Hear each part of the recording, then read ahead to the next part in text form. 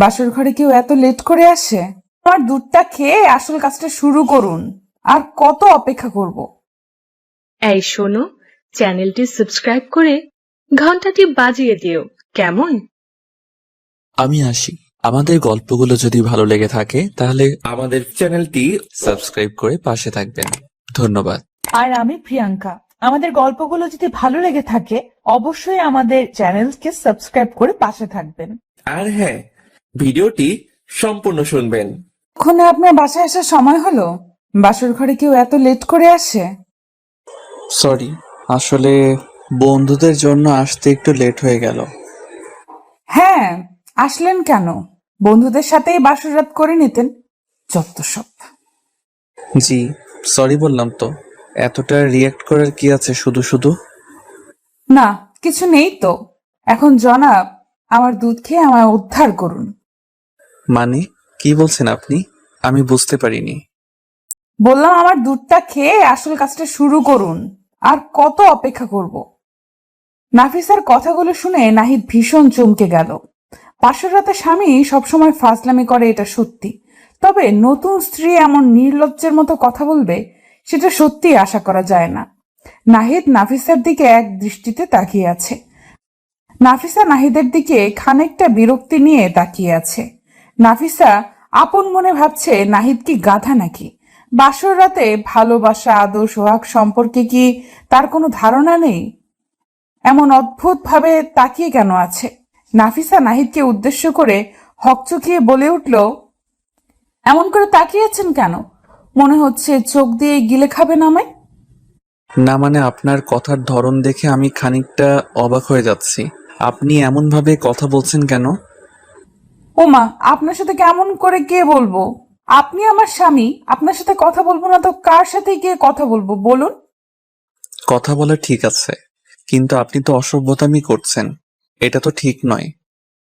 এ মা, আমি আবার কখন অসভ্যতামি করলাম? কি করেছি বলুন আমায়? কি করেছেন আর কি বলেছেন সেটা আমার থেকেও ভালো আপনি জানেন। এখন একটু সরে বসুন, আমি শুভ। শুয়ে পড়বেন মানে? আজ আমাদের বাসর রাত, সেসব কি ভুলে গেছেন নাকি? বাসর রাত দেখে কি আপনাকে মাথায় তুলে বসে থাকতে হবে নাকি? এমন নির্লজ্জের মতো আচরণ করা বন্ধ করুন। আমার এসব পছন্দ নয়। নাহিদের মুখের কথাটা নাফিসার কানে আসতে নাফিসা চমকে উঠল তো ঠিক, সেই সাথে ভীষণ কষ্টও পেল। অনেকটা আশা ভরসা নিয়ে নাহিদকে বিয়ে করেছে সে। প্রেম ভালোবাসা সবার জীবনেই আসে, তবে নাফিসার জীবনে কখনো এসব আসেনি। কারণ নাফিসা সব সময় নিজের স্বামীর অধিকার নিয়ে ভাবত। পাপ কর্ম থেকে নিজেকে সব সময় আড়াল রেখে চলে সে। কিন্তু আজ সেই স্বামীর কাছেই নাফিসার মূল্য নেই। নাফিসা মন খারাপ করে বসে থাকতেই নাহিদ নাফিসার পাশে শুয়ে পড়ল। নাফিসার সাথে একটু কথা বলারও সময় হয়তো তার নেই। নাফিসা কিছু সময় বসে থাকার পর নিশ্চুপ হয়ে নাহিদের পাশে গুটিসুটি হয়ে শুয়ে পড়ল। নাহিদ হঠাৎ করে নাফিসার সাথে এমন আচরণ করছে কেন? কিছুই নাফিসা বুঝতে পারছে না। নাফিসা আপন মনে ভাবছে, নাহিদ কি তাকে মন থেকে মেনে নিতে পারেনি? যদি নাফিসাকে সে মন থেকে নাই বা মেনে নিতে পারে, তবে কেন তাকে বিয়ে করেছে? নাফিসাকে বিয়ে করার জন্য তো কোনো প্রকার চাপ ছিল না। নাফিসা অনেকটা সময় ধরে এসব ভাবলো। নাহিদের কথা ভাবতে ভাবতে কখন যে সে ঘুমিয়ে পড়েছে তা সে বলতে পারবে না। সকালবেলা নাফিসার ঘুম ভাঙল নাহিদের চিৎকারের শব্দে। নাহিদের চিৎকার শুনে নাফিসা হকচকিয়ে বিছানা থেকে উঠে পড়ে নাহিদের দিকে কৌতূহলপূর্ণ দৃষ্টি নিয়ে তাকালো। নাহিদের দিকে তাকিয়ে নাফিসা প্রশ্নসূচক কণ্ঠে বলতে লাগলো, কি হয়েছে আপনার? সকালবেলা কোনো কারণ ছাড়াই এমন চিৎকার করছেন কেন? তোর কি মনে হয় আমি পাগল? কোনো কারণ ছাড়াই আমি চিৎকার করব? এমন ভাবে কথা বলছেন যে, কি হয়েছে আমায় বলুন তো? কি হয়নি আমায় সেটা বল। রাতে তোকে নিজের কাছে নেইনি বলে সকালবেলা আমায় শক্ত করে জড়িয়ে ধরেছিলি। এতটা নির্লজ্জ কেন তুই?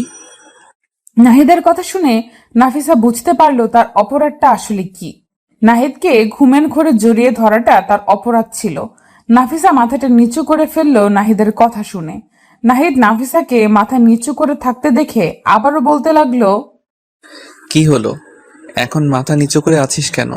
আমার সাথে নোংরামি করার সময় এটা মনে ছিল না? দেখুন, আমি ইচ্ছে করে আপনাকে স্পর্শ করিনি। আমি ভুলবশত আপনাকে জড়িয়ে ধরেছি। সরি। কিসের সরি? আমি জানি তুই ইচ্ছে করে আমার সাথে এমন করেছিস। তোদের মতো মেয়েদের আমার ভালো করে চেনা আছে। তোরা পুরুষ দেখলেই নিজেদের উপর নিয়ন্ত্রণ রাখতে পারিস না তোরা। নাহিদার কথায় নাফিসার বুকটা কেঁপে উঠল। নাহিদার কথা শুনে নাফিসার বুকটা যেন ক্ষতবিক্ষত হয়ে গেছে। অন্য সব পুরুষের সাথে নাহিদ তার নিজের স্ত্রীকে তুলনা করেছে। এই কথাগুলো কোনোভাবেই মানতে পারছে না নাফিসা। মানুষ অপমান সহ্য করে ঠিক আছে, তবে এমন অপমান কোনোভাবেই সহ্য করা যায় না। নাহিদ নাফিসাকে নিশ্চুপ দেখে নাহিদ আবারও বলল, দেখ, তুই আমার কাছাকাছি আসার কোনো ধরনের চেষ্টা করবি না। আমি তোকে পছন্দ করি না। এই কথাটা মাথায় ঢুকিয়ে নে ভালো করে। জি। নাহিদ বিছানা থেকে রাগে ফুঁসতে ফুঁসতে উঠে গেল। সকাল সকাল নাফিসা তার মুডটাই খারাপ করে দিয়েছে। নাহিদ বিছানা থেকে উঠে ফ্রেশ হতে চলে যায়। নাফিসা খানিক সময় বিছানায় বসে নাহিদের কথাগুলো ভাবতে থাকে। অতঃপর নাফিসা একটা দীর্ঘশ্বাস ফেলে সেও ফ্রেশ হতে চলে যায়। নাহিদ ফ্রেশ হয়ে আসতেই দেখতে পায় নিজের ফোনটা হাতে নিল। ফোনটা হাতে নিতেই নাহিদ চমকে উঠল, কারণ নাহিদের ফোনে তার ভালোবাসার প্রিয়জন ডজন খানেক মিসড কল দিয়েছে। নাহিদ দ্রুত রোজের নাম্বারে কল রিডায়াল করলো। দুবার কল হতেই রোজ নাহিদের কলটা পিক আপ করতেই নাহিদকে উদ্দেশ্য করে শক্ত গলায় বলল, সরি, বাসর রাতে কল করে আপনাকে বিরক্ত করলাম। কিসের বাসর রাত আর কিসের বিরক্ত? পাগল হয়ে গেলে নাকি? পাগল দেখেই তো এখনো আপনার সাথে কথা বলছি। একজন বিবাহিত পুরুষের সাথে আমি এখনো কথা বলছি। রোজ, তুমি যা ভাবছো তা ঠিক নয়। আমি নাফিসার শরীরে একটিবারের জন্য হাত লাগাইনি। আমার মনে প্রাণে শুধুমাত্র তুমি আছো। আমি যদি আপনার মনেই থাকতাম তবে আপনি আমায় বিয়ে করতেন, অন্য কাউকে নয়। আরে পাগলি, তুমি তো জানো আমি পরিবারের চাপে পড়ে বিয়েটা করেছি। আমার কোনো ইচ্ছা ছিল না এই বিয়েতে, বিশ্বাস করো। জানি আমি, টিপে ইচ্ছে ছিল আর না ছিল, তাই তো সারা রাত নিজের নতুন বউয়ের সাথে রোমান্টিক ভালোবাসার আদান প্রদান করেছেন। বাজে কথা বন্ধ করো। আমি বলছি তো, ওকে আমি স্পর্শ করিনি আর তুমি কি না বলছো? তাহলে আমি ফোনটা কেন ধরতে পারোনি? আমায় আর শেখাতে হবে না তোমায়। আমিও নতুন করে নিজের জীবন গুছিয়ে নিয়েছি। রনির সাথে আমার রিলেশনশিপ শুরু হয়েছে গতকাল থেকে। আমায় আর বিরক্ত করবেন না। হ্যালো রোজ, প্লিজ আমার কথা শোনো। হ্যালো। নাহিদের সম্পূর্ণ কথা না শুনে রোজ কলটা নাহিদের মুখের উপর কেটে দিল। নাহিদ হ্যালো হ্যালো করেই যাচ্ছে, তবে ওপার থেকে কোনো রেসপন্স পাওয়া যাচ্ছে না। নাহিদ মনটা খারাপ করে ফোনটা কানের উপর থেকে নামিয়ে নিল। রোজ তাকে কি করে অস্বীকার এবং অবিশ্বাস করতে পারে, সেটাই নাহিদ ভাবছে। রোজের উচিত ছিল নাহিদের কথা বিশ্বাস করা। নাহিদ যে কোনোভাবেই রোজের অধিকার অন্য কাউকে দিতে পারে না। নাহিদ বিছানায় বসে পড়ল মন উদাস করে। ওইদিকে নাফিসা ফ্রেশ হয়ে নিয়ে রুমের বাহিরে চলে এলো। নাস্তার টেবিলে নাফিসা দেখতে পেল নাহিদের বাবা মা বোন সবাই নিচে বসে আছে। নাফিসাকে দেখে নাহিদের বোন বলতে লাগলো, ওই দেখো মা, ভাবি চলে এসেছে। নূরের কথায় সবাই নাফিসার দিকে দৃষ্টিপাত করলো। নাফিসা মাথা নিচু করে মুচকি একটা হাসি দিয়ে সকলের সাথে বসে নাস্তা সেরে নিল। নাস্তা শেষ করতেই নাফিসার শ্বশুর ও শাশুড়ি চলে যায় নিজেদের রুমে। নাফিসা খাবার প্লেট গুছিয়ে নিচ্ছে। ঠিক এমন সময় নূর নাফিসাকে উদ্দেশ্য করে মুচকি হেসে বলতে লাগলো, ভাবি, ভাইয়া কেমন আদর করলো গো তোমায়? ভালোই করেছে, কিন্তু কেন? কেন কি? আমার তো এখনো বিয়ে হয়নি। সবকিছু জেনে না রাখলে পরে গিয়ে তো ঝামেলাই পড়তে হবে, তাই না? এই জন্য তোমার থেকে সব জেনে নিচ্ছি। সব জেনে রাখাটা ঠিক আছে, তবে একটা কথা আমি তোমায় পার্সোনালি বলতে চাই। কথাটা হলো, স্বামীর বাড়ির সব থেকে কাছের লোকটা হলো তোমার স্বামী, আর সব থেকে দূরের লোকটাও ঠিক সেই তোমার স্বামী। ভাবি, তোমার কথা আমি তো কিছুই বুঝতে পারলাম না। আমায় একটু খোলসা করে বলো না। খোলাসা করে বলার কিছু নেই। সময় মতো তুমি নিজেই সবটা বুঝতে পারবে, একটু অপেক্ষা করো শুধু। নাফিসা নূরের দিকে তাকিয়ে মুচকি হাসি দিয়ে চলে যায় নিজের রুমের দিকে। নূর নাফিসার দিকে প্রশ্নসূচক দৃষ্টিতে এখনো তাকিয়ে আছে। নাফিসার কথাগুলো যেন তার মাথার মধ্যে জটলা পাকিয়ে ফেলেছে। নাফিসা নিজের রুমে এসে দেখলো নাহিদ উদাস করে বসে আছে। নাফিসা নিজের রুমে এসে দেখলো নাহিদ মন উদাস করে বসে আছে। নাফিসার যদিও ইচ্ছে করছে নাহিদের মন খারাপের কারণ জানতে, তবে এখন নাহিদকে কিছু জিজ্ঞেস করার মানে গায়ে পড়ে অপমানিত হওয়া, যেটা নাফিসা হতে চাইছে না। নাফিসা নিজের কাজ করতে লাগলো। ওইদিকে নাহিদ কিছু সময় রুমের মধ্যে দুম করে বসে থেকে অতঃপর রুম থেকে বেরিয়ে যায়। নাহিদ বাড়ির থেকে বেরিয়ে সোজা চলে যায় রোজের সাথে দেখা করতে। যে করেই হোক রোজের রাগ ভাঙাতে হবে তার। রোজ আর তার ভালোবাসার সম্পর্ক এমন করে শেষ হয়ে যেতে পারে না। এই ভালোবাসাকে নাহিদকেই টিকিয়ে রাখতে হবে। নাহিদ বাড়ির থেকে বেরিয়ে সোজা চলে যায় রোজের বাড়ির সামনে। রোজের বাড়ির সামনে এসে নাফিসা রোজকে কল করে। প্রায় 5 থেকে 6 বার রিং হবার পর রোজ কলটা পিক করে। নাহিদ কলটা পিক হতেই রোজকে উদ্দেশ্য করে মলিন কণ্ঠে বলতে লাগলো, রোজ, আমি কতক্ষণ ধরে কল করছি, তুমি কি দেখতে পাচ্ছিলে না? আমি তোমার সাথে দেখা করতে এসেছি। তোমার বাড়ির নিচে আছি আমি, একটু নিচে আসো। সরি, আমি আসতে পারবো না। তাছাড়া বিয়ে করার পরও তোমার কেন আমার প্রয়োজন হলো? তোমার স্ত্রী কি তোমায় সুখ দিতে পারছে না? রোজ, আমি জানি তুমি আমার উপর রেগে আছো, আর তোমার রাগ করাটাও জায়েজ, কিন্তু বিশ্বাস করো, আমার আর নাফিসার মধ্যে কোনো ধরনের সম্পর্ক নেই। একটু বিশ্বাস করো আমায় প্লিজ। আমি তো তোমাকে বিশ্বাস করি। তুমি এক কাজ করো, আমার সাথে যদি তোমার সম্পর্ক রাখতে ইচ্ছা হয় তবে তুমি নাফিসাকে ডিভোর্স দিয়ে দাও। ওকে ডিভোর্স দিয়ে তোমার সব সম্পত্তি আমার নামে করে দাও, তারপর আমি তোমায় বিয়ে করব। রোজের কথা শুনে নাহিদের আর বুঝতে বাকি থাকলো না যে আসলে রোজ কি চাইছে। রোজ চাইছে নাফিসাকে ছেড়ে দিয়ে সে নাহিদের স্ত্রী তো নামমাত্র হবে। আসলে নাহিদের সম্পত্তির উপর রোজের দৃষ্টি।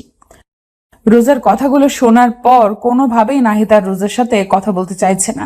নাহিদ ঢের বুঝতে পারছে সে একটা মরিচিকার পেছনে ছুটছে এতটা দিন। প্রকৃত অর্থে রোজ কখনোই নাহিদকে ভালোবাসেনি। নাহিদকে নিশ্চুপ দেখে রোজ নাহিদকে উদ্দেশ্য করে বলতে লাগলো, কি হলো, এমন চুপসে গেলে যে? কোনো কথা বলছে না? আমার থেকেও কি তোমার সম্পত্তির মূল্য অনেক বেশি তোমার কাছে? ভালোবাসাটা যদি সত্যি হতো তবে সম্পত্তি কোনো ম্যাটার ছিল না। আমি বুঝতে পারছি সব, রাখছি। নাহিদ ফোনটা কেটে দিয়ে ফোনটা রাস্তার পাশে ছুঁড়ে মারলো। নিজেকে ভীষণ অপরাধী মনে হচ্ছে তার। একটা মানুষ ভালোবাসার নামে দিনের পর দিন তাকে ঠকিয়ে গেছে, আর নাহিদ সেই প্রতারকের কথা ভেবে সেই প্রতারকের জন্য নিজেকে কষ্ট দিয়েছে। একটা নির্দোষ মেয়ের সাথে বাজে ব্যবহার করেছে নাহিদ। নিজের উপর নিজের ঘৃণাবোধ কাজ করছে তার। নাহিদের চোখের কোণে নোনা জল এসে জমা হলো। কয়েক ফোঁটা নোনা জল এক পলকেই পড়ে যায় মাটিতে। এই চোখের জল রোজের জন্য নয়, বরং এই চোখের জল নিজেকে ধিক্কার দিতে এসেছে। নাহিদ রোজের বাড়ির থেকে সোজা নিজের বাড়ি চলে এলো। বাড়ি ফিরতেই নাহিদ নিজের রুমে চলে এলো। রুমে এসে নাহিদ দেখতে পায় নাফিসা রুমেই আছে। নাহিদের চোখ জোড়া রক্তবর্ণ ধারণ করে আছে।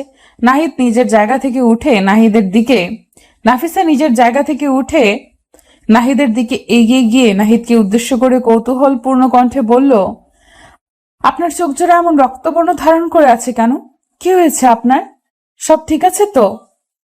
নাফিসার কথার বিপরীতে নাহিদ কোনো শব্দ করলো না। নাহিদ এক ঝাটকায় নাফিসার দিকে এগিয়ে এসে দুম করে নিজের বুকে নাফিসাকে টেনে নিল। নাফিসাকে বুকে নিয়ে শক্ত করে জড়িয়ে ধরল নাহিদ। নাহিদের এমন কাজে নাফিসা ভীষণ চমকে যায়। নাফিসার কাছে এসব যেন স্বপ্ন মনে হচ্ছে। নাফিসা তো নিজের স্বামীর কাছে একটু ভালোবাসাই প্রত্যাশা করেছে। আজ তার স্বামী তাকে নিজের বুকে নিয়ে ভালোবাসার পরশ দিচ্ছে। নাফিসা নিশ্চুপ হয়ে একটা ঘুরে চলে যায়। নাহিদ নাফিসাকে শক্ত করে জড়িয়ে ধরে নাফিসার কানের কাছে মুখ এগিয়ে নিয়ে গিয়ে ফিসফিস করে নাফিসাকে উদ্দেশ্য করে বলতে লাগলো, ভালোবাসি তোমায়, অনেক ভালোবাসি। আমায় কখনো ছেড়ে যেও না প্লিজ। আমি অনেক বাজে ব্যবহার করেছি তোমার সাথে, ওই সবের জন্য আমায় ক্ষমা করে দাও তুমি। এসব কি বলছেন আপনি? স্ত্রীর কাছে স্বামীর কোনো অপরাধ থাকতে পারে না।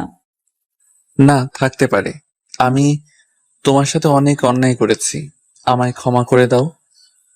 ক্ষমা করতে পারবো না, তবে ভালোবাসা দিতে পারবো, সেটাও মন ভরে। চলবে তো? নাফিসার কথাটা শেষ হতেই নাহিদ যেন আরো শক্ত করে নাফিসাকে নিজের বুকের সাথে লেপ্টে নিল। নাহিদ আজ নিজের সমস্ত ভুলগুলো বুঝতে পেরেছে। নাহিদ বুঝতে পেরেছে সে একটা মরীচিকার পেছনে ছুটে নিজের সত্যিকারের ভালোবাসাকে তুচ্ছ তাচ্ছিল্য করেছে।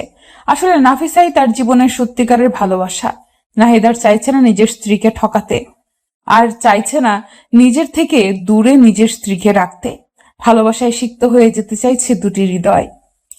নাফিসা নিজের ভালোবাসার প্রিয় মানুষটির বুকে মাথা দিয়ে পরম শান্তি নিতে পেরে নিজেকে যেন আরো ধন্য মনে করতে লাগলো। এই যে মিস্টার, আপনার হাত সাবধানে রাখুন। কেন গো, আমার হাত আবার তোমার কি ক্ষতি করলো? আপনার হাত এসে বারবার আমার কোমর স্পর্শ করছে, এসবের মানে কি? এসবের মানে বোঝো না? তাছাড়া আমার হাত আপনার কোমর স্পর্শ করলে সেটাতে আমার কি দোষ? আপনার কি দোষ মানে? আমার কোমর স্পর্শ করে বলছেন আপনার কোনো দোষ নেই? না তো, আমি আপনার কোমর স্পর্শ করলেও কি আমার মনের মধ্যে তো আর কোনো পাপ নেই? Shut up! রাস্তাঘাটে মেয়ে দেখলে লুচ্চামি করতে ইচ্ছে করে, তাই না? হয়তো তাই করে। বাই দ্য ওয়ে, আমার স্পর্শে আপনার ভিতরে কেমন অনুভূতি জাগালো সেটা তো বললেন না মিস। এটা যদি পাবলিক প্লেস না হতো না, বিশ্বাস করুন আপনার এই অসভ্যতামের সঠিক জবাব আমি নিজেই দিয়ে দিতাম। তাই নাকি? তাহলে বলুন কোথায় আসতে হবে? আমার স্পর্শ পাওয়ার পর সব নারী এমন পাগল হয়ে যায়, বারবার চায় আমার স্পর্শ। পায় আল্লাহ, কোথায় যাব আমি? স্টুপিড! কলেজ ক্যাম্পাসের সামনে অধরার কোমর স্পর্শ করে নোংরামি করে অয়ন। অয়নের এমন নোংরামি দেখে রাগে ফুঁসতে থাকে অধরা। কলেজের ভিপি যদি এমন নোংরামি কাজ করে ক্যাম্পাসের মধ্যে, তবে সেটা কোনোভাবেই সুখকর ব্যাপার নয়। অধরা অয়নকে চোখ রাঙানি দিয়ে ক্যাম্পাস থেকে বেরিয়ে বাড়ির উদ্দেশ্যে রওনা দিল। অধরার সারা শরীর রাগে জ্বলে যাচ্ছে। একটা ছেলে এতটা নোংরা মানসিকতার কেমন করে হতে পারে, সেটাই তো ভাবছে অধরা। পুরো কলেজের সকল স্টুডেন্টের সামনে অয়ন এমন একটা কাজ করেছে, অধরার চোখ থেকে জল চলে আসছে প্রায়। অয়ন তাকে স্পর্শ করেছে বলে নয়, বরং অয়নকে তার উচিত জবাব দিতে না পেরে অধরার চোখে জল আসছে। অধরা চলে যেতেই অয়ন দাঁত বের করে পাগলের মতো হাসতে লাগলো। অয়নের বন্ধু অভি এসে অয়নকে উদ্দেশ্য করে কৌতূহলপূর্ণ কণ্ঠে বলল, কিরে দোষ, তুই এমন করে হাসছিস কেন? কি হয়েছে? আরে তেমন কিছু না, ছাড়ো তো এইসব। এখন বল, তোর মুখের উপর হঠাৎ করে 12টা কেন বেজে আছে? কি হয়েছে? আর বলিস না, গতকাল কলেজে তুই যে মেয়েটাকে টিজ করেছিস, সেই মেয়েটা প্রিন্সিপালের কাছে নালিশ করেছে তোর নামে। প্রিন্সিপাল তোকে জরুরি অফিস রুমে দেখা করতে বলেছে। আহ, ওকে মেয়ে বলে ডাকিস নে পাগলা, ওটা তোর ভাবি হয়। ভাবি, যাই দেখে আসি আমার হবু বউটা আমার নামে কি কমপ্লেন করে আসলো। অয়ন অভির থেকে বিদায় নিয়ে প্রিন্সিপালের রুমে চলে আসে। প্রিন্সিপালের রুমে আসতে প্রিন্সিপাল কড়া কণ্ঠে অয়নকে শাসিয়ে দেয়। অধরা অয়নের নামে ইফটিজিং এর অভিযোগ করেছে। অয়ন অধরার অভিযোগটা শুনে ভীষণ অবাক হয়, কারণ হবু বউকে একটু টাচ করলে কি সেটা ইফটিজিং হয়? অয়ন তো মনে প্রাণে অধরাকে নিজের স্ত্রী বলেই মেনে নিয়েছে। এখন শুধু অধরার মানা বাকি। অয়ন প্রিন্সিপালের বকা খেয়ে কলেজ থেকে সোজা বাড়ি চলে আসে। বিকেলে আবার অধরার বাড়ির সামনেই আড্ডা মারতে যেতে হবে। ওখানে লেট করে যাওয়া একদমই চলবে না। অয়ন বাড়ি আসতে অয়নের মা অয়নকে উদ্দেশ্য করে বলল, অয়ন, আজকাল কখন বাড়ি ফিরিস আর কখন বাহিরে যাস, কোনো কিছুই তো আমাদের বলে যাস না। এটা কি উচিত? আরে মা, আমি কি এখনো ছোট বাচ্চা আছি নাকি? আমায় নিয়ে এত ভয় কেন পাও তোমরা? সত্যি আমি বুঝি না। বুঝবি কেমন করে? যেদিন সন্তানের বাবা হবি সেই দিনই বুঝবি মা বাবা চিন্তা কেন হয়। ওকে মা, হয়েছে, আর কখনো না বলে কোথাও যাব না আমি। এবার ঠিক আছে? ফ্রেশ হয়ে আয়, আমি খাবার দিচ্ছি। ওকে, এখনই আসছি। অয়ন ফ্রেশ হয়ে এসে খাবার খাচ্ছে আর আপন মনে অধরার কথা ভাবছে। অধরার সাথে এতটা বাজে ব্যবহার করার পরেও মেয়েটা অয়নের উপর হাত তুলছে না। কেন তুলছে না? তবে কি অয়নকে সে পছন্দ করে?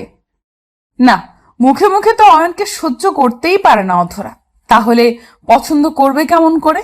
অয়ন খাবার শেষ করে খানেক সময় রেস্ট করে বাড়ি থেকে বেরিয়ে সোজা চলে যায় অধরার বাড়ির সামনে। অধরার বাড়ির সামনে এসে অয়ন অধরার জন্য অপেক্ষা করছে। রোজ এই সময় অধরা বাড়ি থেকে বাইরে বের হয়। অয়ন খানেক সময় অপেক্ষা করতেই অধরা নিজের বাড়ি থেকে বেরিয়ে এলো। অয়ন প্রতিদিনের মতো ঠিক অধরার পেছন পেছন চলতে লাগলো। অধরা অয়নকে দেখতে পেয়ে ভীষণ বিরক্তি বোধ করছে। অয়ন পেছন থেকে অধরাকে উদ্দেশ্য করে মৃদু কণ্ঠে বলতে লাগলো, কি হলো জনাবা, এত চুপ কেন? আজ বুঝি আর ঝাড়ি দিবেন না? দেখুন, আমি আপনার সাথে কথা বলতে চাই না, তারপরও কেন আমায় বিরক্ত করছেন? কি চাই আপনার? যা চাই তাই দিবেন? যদি আমার সাধ্যের মধ্যে থাকে তবে অবশ্যই চেষ্টা করব। আমার তো টাকা পয়সার প্রয়োজন নেই, শুধু আপনার ভালোবাসার প্রয়োজন। এটা দিয়ে দাও, আমি আর কোনো ধরনের ফাইজলামি করব না, প্রমিস। অয়নের কথাটি শুনে অধরা তাচ্ছিল্যকর একটা হাসি দিয়ে ফেলল। অয়ন অধরার হাসির শব্দ শুনে ভীষণ অবাক হয়ে যায়। অয়ন অধরাকে আবারও বলতে লাগলো, কি হলো, হঠাৎ করে হাসছো কেন? আমি কি কোনো জোকস বলেছি? আমার থেকে ভালোবাসা চাইতে আপনি একটু লজ্জা করলো না? মানে কি ভাবেন আপনি নিজেকে? আপনার এই অত্যাচার সহ্য করছি বলে কি আপনার সব কথা আমি নীরবে মেনে নেব? আপনাকে ভালোবাসার কথা আমি কখনো ভাবতেও পারি না। আপনি একটা ওয়েট, তোমার ভাবনার কথা আমি জানতে চাইনি। যতদিন আমায় ভালোবাসা না দিবে ততদিন এই অয়ন চৌধুরীর রোমান্টিক অত্যাচার সহ্য করতে হবে। তোমার সাথে ভালোভাবে কথাই বলা যায় না। আপনাকে কথাও কেউ বলতে বলেনি, আর না বলেছে বিরক্ত করতে। প্লিজ আমায় আর জ্বালাতন করিয়েন না। তোমার এই মিষ্টি কথায় চিড়া ভিজবে না, আমি তো জ্বালাবোই, আরো বেশি করে জ্বালাবো। অয়ন কথাটি শেষ করতেই অধরার হাত ধরে ফেলল। অধরা কিছুতেই বুঝতে পারল না। অয়ন হাত ধরতেই অধরা অয়নের হাত থেকে নিজের হাতকে ছাড়িয়ে নিতে চেষ্টা করলো। তবে অয়ন বেশ শক্ত করে অধরার হাত চেপে ধরেছে, যার ফলে অধরা কোনোভাবেই অয়নের হাতের মুঠো থেকে নিজের হাত ছাড়াতে পারছে না। অধরার মেজাজটা ভীষণ খারাপ হয়ে যায়। অধরার রাগে গজগজ করতে করতে একটা সজোরে হ্যাচকা টান দিয়ে নিজের হাত জোড়া অয়নের হাত থেকে ছাড়িয়ে নিল। অয়ন অধরাকে কিছু বলতে যাবে তার আগেই অধরা ভীষণ কর্কশ কণ্ঠে অয়নকে উদ্দেশ্য করে বলল, দেখুন অয়ন, আমি চাই না পাবলিক প্লেসে আপনার সাথে কোনো খারাপ কিছু করতে। দয়া করে নিজের সম্মানটা বজায় রাখুন। আমায় আর একবার যদি আপনি কোনোভাবে বিরক্ত করেন তো আমি সত্যি বলছি, তারপর যা হবে তার জন্য আমি দায়ী থাকবো না। অধরার কথাটা শুনে অয়নও কিছু একটা ভেবে অধরার পেছন থেকে সরে গেল। অয়ন চলে যেতেই অধরা একটা শান্তির নিঃশ্বাস ফেলল। কতক্ষণ আর এমন টর্চার সহ্য করা যায় বলুন? অধরারও ধৈর্যের বাঁধ আছে, আর যখন সেই ধৈর্যের বাঁধ ভেঙে যায় তখন আর মাথা কাজ করে না। অয়ন চলে যেতেই অধরা নিজের গন্তব্যে চলতে লাগলো। কিছু দূর এগিয়ে যেতেই অধরা দেখতে পায় রাস্তাটা কেমন যেন নীরব হয়ে গেছে। আশেপাশে কাউকে দেখাও যাচ্ছে না। অধরা এই দৃশ্যটা দেখে মোটেও ভয় পেল না, কারণ অয়ন ছাড়া আর কোনো বিপদকে অধরা তোয়াক্কা করে না। অধরা আপন মনে হাঁটতে লাগলো। অধরা হাঁটছে আর অনুভব করছে কেউ একজন আছে যে কিনা অধরাকে এখনো ফলো করছে। তবে কে এসে সেটা অধরা বুঝতে পারছে না। অধরা কিছু দূর এগিয়ে যেতেই হঠাৎ করে অধরার সামনে দুইজন ছেলে চলে আসে। অধরা এই ছেলেদের কাউকে এর আগে কখনো দেখেনি। অধরা ছেলেগুলোকে এড়িয়ে যেতে চেষ্টা করতেই ছেলেগুলো অধরার সামনে এসে পথ আটকে দাঁড়ায়। অধরা দু পা পিছিয়ে যেতেই হঠাৎ অনুভব করে তার পেছনেও দুজন ছেলে দাঁড়িয়ে আছে। অধরা এতগুলো লোক দেখে খানিকটা বিব্রত হয়ে প্রশ্ন করে, আপনারা কারা? আর আমার পথ আটকে দাঁড়িয়েছেন কেন? কি চাই আপনাদের? আমাদের তো বেশি কিছু চাই না সোনা, আমাদের শুধু তোমাকে চাই, তাও 2 ঘন্টার জন্য। ছেলেটার কথাটা বলতেই অধরার বুকের উপর থাকা ওড়নাটার দিকে হাত বাড়িয়ে দিল। অধরা নিজের ওড়নাটা ওদের থেকে আড়াল করতে চেষ্টা করছে, তবে পারছে না। ছেলেটা হ্যাচকা টান দিয়ে অধরার বুকের ওপর থেকে ওড়নাটা কেড়ে নিল। অধরা নিজের উন্মুক্ত বুকটা হাত দিয়ে ঢেকে আড়াল করলো। অধরা বারবার ছেলেগুলোকে অনুরোধ করছে যাতে করে তারা অধরাকে যেতে দেয়। অধরার কথার কোনো পাত্তা না দিয়ে একটা ছেলে পেছন থেকে অধরার শরীরের উপর হাত দিতে চেষ্টা করতেই দুম করে কোথা থেকে যেন অয়ন চলে আসে আর ছেলেটার হাত দুম করে ধরে ফেলে। অধরা অয়নকে দেখতেই মনের মধ্যে সাহস অনুভব করলো। দৌড়ে এসে অধরা অয়নের পেছনে লুকিয়ে পড়লো। অয়ন ছেলেগুলোকে উদ্দেশ্য করে বলতে লাগলো, যদি ভালো চাস তো এখান থেকে সব করে দৌড়ে পালিয়ে যা। আমি আর তোদের মুখ এখানে দেখতে চাই না। কে বে তুই? এমন ভাবে কথা বলছিস মনে হচ্ছে কোনো হিরো। আরে গাধা, এই গল্পের হিরো তো আমি। তোরা শুধু শুধু এসে এই মেয়েটাকে বিরক্ত করছিস। ওকে বিরক্ত করার অধিকার শুধুমাত্র আমার। আই, সবাই মিলে তাহলে একটু মাস্তি করি। শুধু শুধু আমাদের সাথে শত্রুতা করার মানে আছে কি? মস্তি তো আমিও করতে চাই, তবে তোদের সাথে। এই মেয়ের সাথে মস্তি করার কোনো ইচ্ছা নাই আমার, কারণ এই মেয়েটাকে আমি মন থেকে ভালোবাসি। তাই নাকি? আজ তোর সাথে সাথে এই মেয়েটাও যাবে। অয়ন ছেলেগুলোর কথা শুনে হেসে ফেলল। অয়ন নিজেও জানে যে এতগুলো ছেলের সাথে একা অয়ন পেরে উঠবে না, তবে যেখানে অধরার প্রশ্ন সেখানে অয়ন পিছপা হবে না। ছেলেগুলো অয়নের দিকে দৌড়ে ছুটে এগিয়ে আসতে লাগলো। অয়ন ধীর গতিতে নিজের শার্টটা কোমরের উপরে তুলতেই ছেলেগুলো ঠায় পাথরের ন্যায় দাঁড়িয়ে পড়লো। অয়ন নিজের কোমরে হাত দিতেই ছেলেগুলো ছোটাছুটি করে অয়নের সামনে থেকে পালিয়ে গেল। ছেলেগুলোর পালানো দেখে অধরা খানিকটা অবাক হয়ে যায়। হঠাৎ করে এই ছেলেগুলো এমন করে পালিয়ে গেল কেন, কিছুই বুঝতে পারলো না অধরা। ছেলেগুলো চলে যেতেই অয়ন অধরাকে উদ্দেশ্য করে বলল, আমি সাথে আসলে তো সমস্যা শুরু হয়ে যায়। আমায় তাড়িয়ে দিতে পারলেই তুমি বেঁচে যাও। দেখেছো আমার না থাকার পরিণামটা কি হতে পারে? সেসব না হয় বুঝলাম, তবে এটা বুঝতে পারছি না যে ছেলেগুলো এমন ভাবে পালিয়ে গেল কেন। আপনি কি ওদের চেনেন আগে থেকে? এদেরকে আমি চিনব কোথা থেকে? নিজের ক্লাসের স্টুডেন্টদেরও ঠিকমতো চিনি না, আবার এই বখাটেগুলো। ওদেরকে বখাটে বললেন কেন? ওরা আর আপনি তো এক, দুজনের কাজই এক, ইফটিজিং করা। তাই না? ওরা আর আমি এক না। ওকে, আমি একজনকে জ্বালাতন করি, তাও তাকে ভালোবাসি বলে। আর ওরা তো সবার সাথে এমন করে। ওরা আর আমি এক হলাম কেমন করে? পাপ অল্প করা আর বেশি করা এক ব্যাপার, আপনাকে বুঝিয়ে লাভ নেই। এটা কি হলো? আমি তোমাকে সাহায্য করলাম আর তুমি আমায় ধন্যবাদ না দিয়ে এমন ভাবে অপমান করছো? এটা কিন্তু একদম ঠিক কথা না অধরা। ও আচ্ছা, ধন্যবাদ হয়েছে।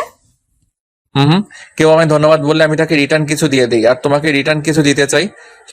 আপনি আমায় আবার কি রিটার্ন দিবেন? সেটা না হয় আমি নিজেই বুঝে নিলাম, তোমায় ভাবতে হবে না। অয়ন কথাটা বলতেই অধরার দিকে এগিয়ে এলো।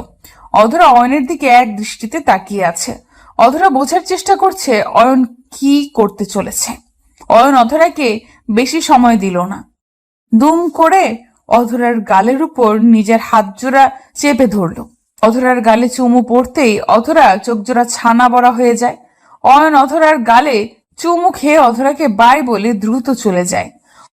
অধরা নিজের গালের উপর হাত জোড়া রেখে অবাক হয়ে ঠায় দাঁড়িয়ে থাকলো। অয়ন অধরার সামনে আর দাঁড়ালো না, কারণ অয়ন জানে এরপর অধরার রিয়েকশনটা দেখার মতো হবে। আর অয়ন কোনোভাবেই চায় না মুডটা খারাপ করতে, তাই খানিকটা পালিয়েই গেল অয়ন। অধরা বাড়ি আসার পর থেকে কেন জানি নিজের অজান্তেই বারবার অয়নের কথা ভাবতে লাগলো সে। অয়নের প্রতি হঠাৎ করে এতটা ভালো লাগা কেমন করে জন্মালো তার? নিজের কাছেই এর উত্তরটা অজানা হয়ে আছে। 2 দিন ধরে অয়ন আর অধরার কোনো দেখা হয়নি, আর না হয়েছে কোনো কথা। অধরাও এই 2টি দিন অয়নকে না দেখতে পেয়ে, অয়নের সাথে কথা না বলতে পেরে মনমরা হয়ে গেছে। কোনো কাজেই তার মন বসছে না। বারবার অয়নের ফাজলামি ইফটিজিং গুলো মিস করছে সে। ছেলেটা তো আর কারোর সাথে এমন করে না, শুধু তো অধরার সাথে এমন করে। অধরা অয়নের মাঝে নিজের ভালোবাসাকে খুঁজতে লাগলো। 2 দিন পর হঠাৎ করে অধরার বাড়ির কলিং বেলটা বেজে উঠলো। নিজের রুম থেকে বেরিয়ে আসার কোনো ইচ্ছা না থাকার পরেও অধরা বেরিয়ে এসে দরজা খুলতেই দেখতে পায় অয়ন আর তার পাশে কিছু লোক আছে। অধরা একটু চমকে গিয়ে বলে উঠল, অয়ন, ওনারা কারা? আর তুমি এতদিন পর কোথা থেকে এলে? কোথায় ছিলে তুমি? আমি তো বিয়ের প্রিপারেশন নিচ্ছিলাম, তাই তোমার সাথে দেখা করতে পারিনি। এই যে বাবা মাকে নিয়ে চলে এলাম পাকা কথা বলার জন্য। অয়নের কথার কোনো আগামাথা খুঁজে পেল না অধরা। শুধুমাত্র অবাক হয়ে দরজার সামনে দাঁড়িয়ে থাকলো সে। অয়নের গলার কণ্ঠস্বর পেতেই অধরার বাবা মা চলে আসলো। ওনারা আগে থেকেই জানতো অয়নের ব্যাপারে। আর আজ যে তারা দেখা করতে আসবে, অথরাকে দেখতে আসবে, সেটাও তারা আগে থেকেই জানতো। তবে অথরাকে সারপ্রাইজ দিবে বলে তাকে কিছু জানানো হয়নি। অতঃপর আর কি, অয়ন আর অথরার বিয়ের কথা পাকা হয়ে যায়। বিয়ের কথা পাকা হবার আগে অথরার থেকে তার সিদ্ধান্ত জিজ্ঞেস করতেই অথরা প্রথমে তো সরাসরি না করে দেয়। তবে অয়ন তো আর যেমন তেমন পাগল না, আস্ত একটা পাগল। ঠিক অথরাকে রাজি করিয়েই নিল। আমার ঠোঁটের দিকে এক দৃষ্টিতে তাকিয়ে আছো কেন? কোথায় তাকালাম? আমি তো তোমার চোখের দিকে তাকিয়ে আছি। মিথ্যা বলো না, আমি দেখেছি কোথায় তাকিয়েছো। তোমার চোখ খারাপ হয়ে গেছে। আমার চোখ কেন খারাপ হতে যাবে? আমার মতো ভালো চোখের মানুষ তুমি আর দুটো খুঁজে পাবে? আপনার চোখ সম্পর্কে আমার আইডিয়া আছে। এখন বলুন, আর কত সময় ধরে এখানেই বসে থাকবেন? বাড়ি ফিরবেন না? না, ফিরবো না। আজ সারাদিন আমরা এখানে বসে গল্প করব। না, আমার এসব পছন্দ হয় না। আমি শুনেছি রেস্টুরেন্টে এসে অনেক ছেলে মেয়ে বাজে কাজ করে। আমি ওসব করতে চাই না। আমি বাড়ি ফিরবো। বাজে কাজ কি করে? তাছাড়া একটু আধটু করলে সমস্যা হয় না? আয়ান কথাটা বলতেই একটা দুষ্টু হাসি দিল। আফিফার সাথে আয়ানের ভালোবাসার সম্পর্ক প্রায় বছর খানিক হবে।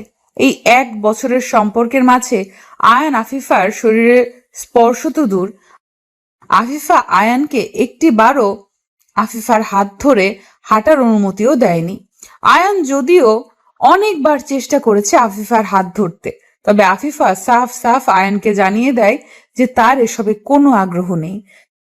তাছাড়া আফিফা চায়ও না আয়ান আর তার মাঝে কোনো ধরনের পাপ জায়গা পাক। সেদিন আয়ান ইচ্ছে করে আফিফার হাত স্পর্শ করে। আফিফা সাথে সাথে নিজের হাত সরিয়ে নিয়ে আয়ানকে বলে বিয়ে করে নিতে, তারপর পবিত্রভাবে তাকে স্পর্শ করতে। তবে আয়ান বিয়ে করতে পারছে না, কারণ আফিফার বাবা কখনো আয়ান আর আফিফার সম্পর্ক মেনে নিবে না। আয়ানের কথাটা আফিফার একটুও পছন্দ হলো না। আফিফা আয়ানের দিকে অগ্নি দৃষ্টিতে তাকাতেই আয়ান একটা মুচকি হাসি দিয়ে আফিফাকে উদ্দেশ্য করে বলল, আরে পাগলি, মজা করছিলাম। তুমি জানো না আমি কেমন? অযথা ভয় কেন পাও তুমি? অযথা ভয় না, আজ তোমার মাথায় এই চিন্তাটা আসছে। আগামীকাল সত্যি সত্যি তুমি জেদ করবে। তোমার আবদার পূরণ করাটা আমার পক্ষে সম্ভব হবে না, তাই। তাই কি? আর শোনো, আমার মনের মধ্যে অনেক ইচ্ছা আছে। আমি মেনে নিচ্ছি আমি অনেক কিছু চাই, কিন্তু তার মানে এটা নয় আমি তোমাকে জোর করব। আমি আসছি, আমার ভালো লাগছে না কথা বলতে। আফিফা কথাটা বলতেই নিজের জায়গা থেকে উঠে পড়ল। আয়ান আফিফার দিকে প্রশ্নসূচক দৃষ্টিতে তাকালো। আয়ান আপন মনে ভাবছে যে আয়ান তো আফিফার সব কথা মেনে নিল, তবে কেন আফিফা এখন উঠে পড়ছে? আয়ান আফিফার হাত ধরতেই আফিফা আয়ানের দিকে আবারও অগ্নিদৃষ্টি নিক্ষেপ করলো। আয়ান সাথে সাথে আফিফার হাত ছেড়ে দিল। আয়ান আফিফাকে উদ্দেশ্য করে বলল, এমন করছো কেন? আমি তো বললাম আমার কোনো বাজে ইচ্ছে নেই, তারপরও তুমি এমন করে চলে যাবে? দেখো আয়ান, আমাদের সম্পর্কের অনেক বছর হয়ে গেছে। আমি চাইছি না এই লুকোচুরিটা আর হোক। তোমার যদি আমায় বিয়ে করার সাহস থেকে থাকে তবে পরিবারকে জানাও, অন্যথায় এই সম্পর্কটা এখানেই শেষ। আফিফা কথাটা বলতেই রেস্টুরেন্ট থেকে হনহন করে বেরিয়ে যায়। আয়ান ঠায় থ হয়ে বসে আছে। আফিফার কথাগুলো যেন তার মাথার উপর দিয়ে গেছে। আয়ান আফিফার শেষে বলা কথাটার মানে বুঝতে পারল না। আফিফার কথাটা যেন আয়ানের বুকের মধ্যে তীব্র আঘাত করলো। আফিফার সাথে আজকের পর থেকে আয়ানের কোনো সম্পর্ক থাকবে না। এটা শোনার পর আয়ানের চোখের পাতা যেন ভারী হয়ে এলো। আয়ান অনেকভাবে চেষ্টা করেছে আফিফার পরিবারকে মানিয়ে আফিফাকে বিয়ে করতে, তবে আফিফার বাবা সরাসরি আয়ানকে তার মেয়ের জীবন থেকে সরে যেতে বলেছে। আর আজ আফিফাও সেটাই বলল। আয়ানের বুকের মাঝে যেন পাহাড় সমান কষ্ট এসে জমা হলো। আয়ান কিছু সময় আফিফার কথা ভাবার পর নিজের জায়গা থেকে উঠে পড়ল। ভালোবাসায় বিশ্বাস থাকা জরুরি। যেই ভালোবাসায় বিশ্বাস নেই সেই ভালোবাসা থাকার থেকে না থাকাই উত্তম। আয়ান রেস্টুরেন্ট থেকে বেরিয়ে সোজা নিজের বাড়ি চলে আসে। বাড়ি আসতেই আয়ান দেখতে পায় তার মা বাবা তৈরি হচ্ছে, হয়তো কোথাও যাবেন তারা। আয়ান সেই দিকে না তাকিয়ে নিজের রুমের দিকে চলতে লাগলো। আয়ানকে চলে যেতে দেখে তার মা পেছন থেকে আয়ানকে উদ্দেশ্য করে বলল, কিরে, কোথায় ছিলি সারাদিন? তোকে ফোন করেও পাওয়া যায় না আজকাল। না মা, আসলে একটু বাইরে ছিলাম, তাই আর কি। আচ্ছা শোন, আমি আর তোর বাবা মিলে একটা মেয়েকে দেখতে যাচ্ছি, তুই বাড়িতেই থাকিস, ঠিক আছে? একটা মেয়েকে দেখতে যাচ্ছ মানে? কোন মেয়েকে দেখতে যাচ্ছ? আরে, তোকে তো বলা হয়নি, তোর বাবার বন্ধুর মেয়েকে দেখতে যাচ্ছি। মেয়েটা মাশাআল্লাহ অনেক ভালো আর দেখতেও সুন্দরী, তোর ভীষণ পছন্দ হবে। বাহ, আমায় না জানিয়ে তোমরা আমার জন্য মেয়ে দেখতে যাচ্ছ? ভালো মতো ব্যাপারটা শোনো মা, আমি এখন বিয়ে করতে পারবো না, আমার সমস্যা আছে।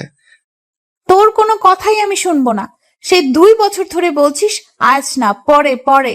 আমাদেরও তো ইচ্ছে করে নাতি নাতনি নিয়ে খেলা করার। দেখো, আমি আমার কথা বলে দিয়েছি, আমি এখন বিয়ে করতে পারবো না, এটাই হচ্ছে ফাইনাল। আয়ান কথাটি শেষ করতেই হনহন করে নিজের রুমে চলে যায়। আয়ানের কথা শুনে তার বাবা মায়ের মুখ শুকিয়ে যায়। তারা অনেক আশা নিয়েছিল যে আয়ানের জন্য তাদের পছন্দ করা মেয়েকে আনবে, কিন্তু আয়ান তো সরাসরি না করে দিল। তাছাড়া আয়ানের বাবা মায়ের পছন্দ করা মেয়েটা দেখতেও বেশ সুন্দরী, তাই আয়ানের পছন্দ তার বলার অপেক্ষায় রাখে না। কিন্তু আয়ান তাদের সব আশাকে এক ঝটকায় শেষ করে দিল। আয়ান নিজের রুমে এসে মন খারাপ করে বসে আছে। কোনো কিছুতেই মন লাগছে না তার। বুকের মধ্যে তীব্র ব্যথা করছে আয়ানের। আফিফার কথা ভীষণ করে মনে পড়ছে তার। আয়ান কিছু সময় বিছানায় বসে থাকতে হঠাৎ করে আয়ানের ফোনে কল চলে এলো। আয়ান বেশ দ্রুত নিজের ফোনটা বের করতে চেষ্টা করলো। আয়ান ভাবছে হয়তো আফিফা কল করেছে।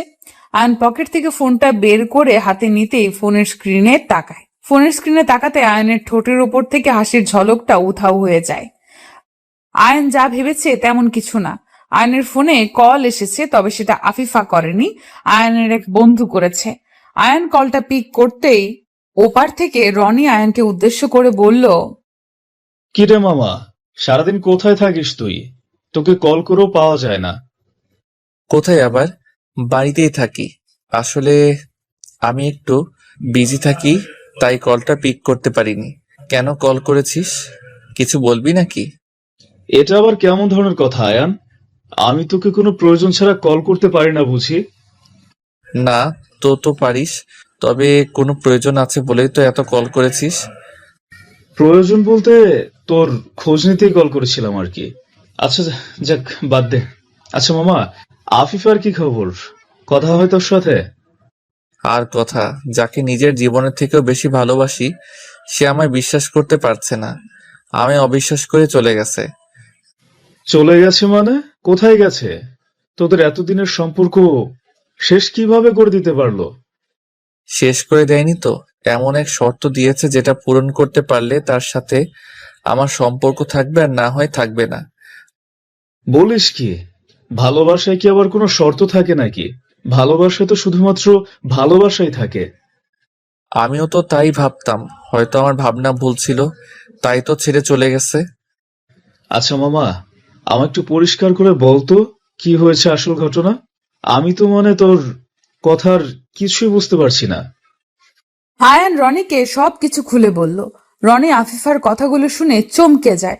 ভালোবাসার মানুষের সাথে কেউ এমন ব্যবহার কি করে করতে পারে, সেটাই ভাবছে রনি। রনি আরো কিছু সময় আয়ানের সাথে কথা বলে কল কেটে দিল। আয়ান কল কেটে দিয়ে নিজের রুমে বসে থাকলো। সকালবেলা আয়ান ঘুম থেকে উঠে ফ্রেশ হয়ে নিল। আয়ান ফ্রেশ হয়ে এসে নাস্তা করতেই আয়ানের ফোনে কল চলে এলো। আয়ান ফোনটা হাতে নিতেই দেখলো আফিফা কল করেছে। আয়ান আফিফার কল পেতে কলটা কেটে দিল। আয়ানের ইচ্ছে নেই আফিফার সাথে কথা বলার, কারণ আফিফার যদি তাকে সত্যিই ভালোবাসতো তবে আয়ানকে সে বিশ্বাস করত। আয়ানকে আফিফা বিশ্বাস করে না, আর বিশ্বাস ছাড়া কোনো সম্পর্ক টিকতে পারে না। আয়ান কলটা কেটে দিতেই আফিফা বারবার আয়ানকে কল করতে থাকলো। আয়ান শেষে বাধ্য হয়ে কলটা পিক করলো।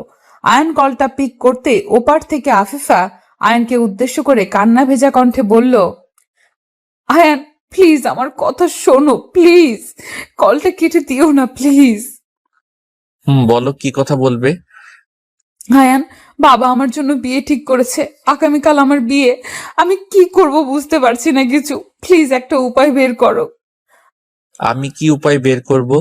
তোমার বিয়ে হয়ে যাচ্ছে তো হয়ে যাক, সমস্যা নেই কোনো।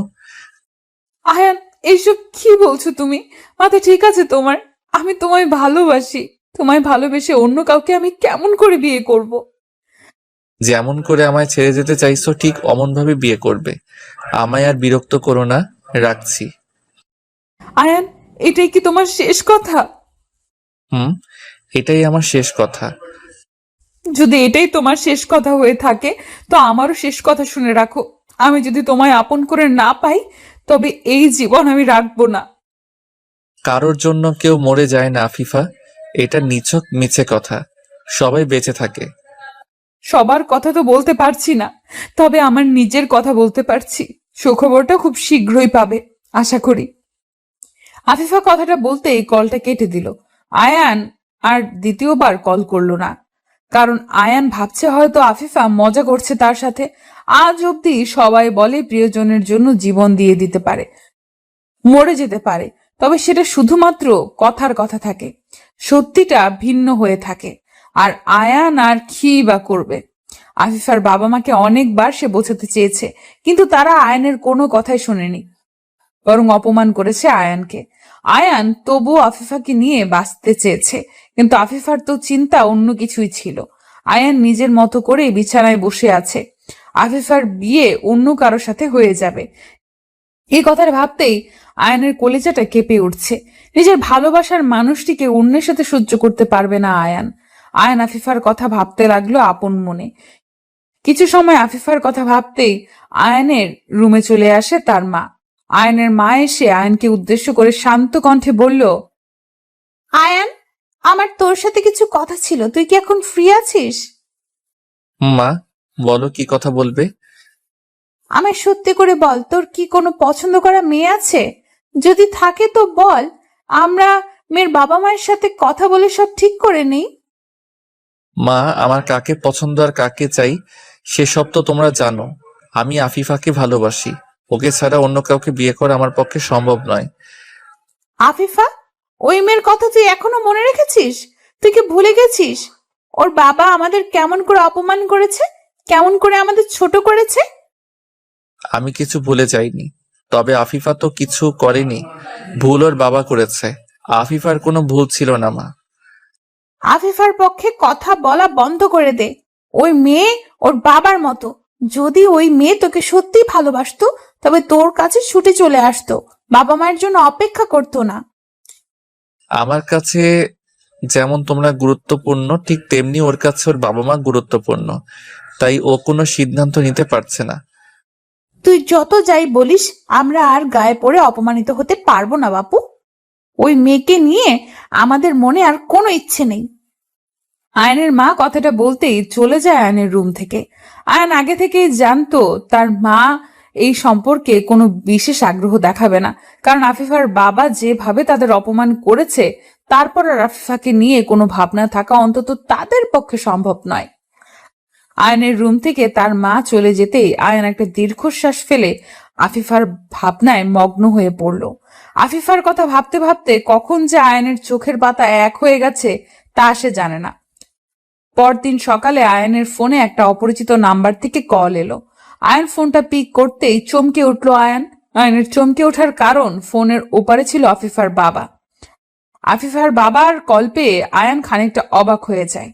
আয়ান ফোনটা পিক করতে আফিফার বাবা আয়ানকে উদ্দেশ্য করে বলতে লাগলো, আয়ান, কোথায় আছো তুমি? বাসায় আছি মা।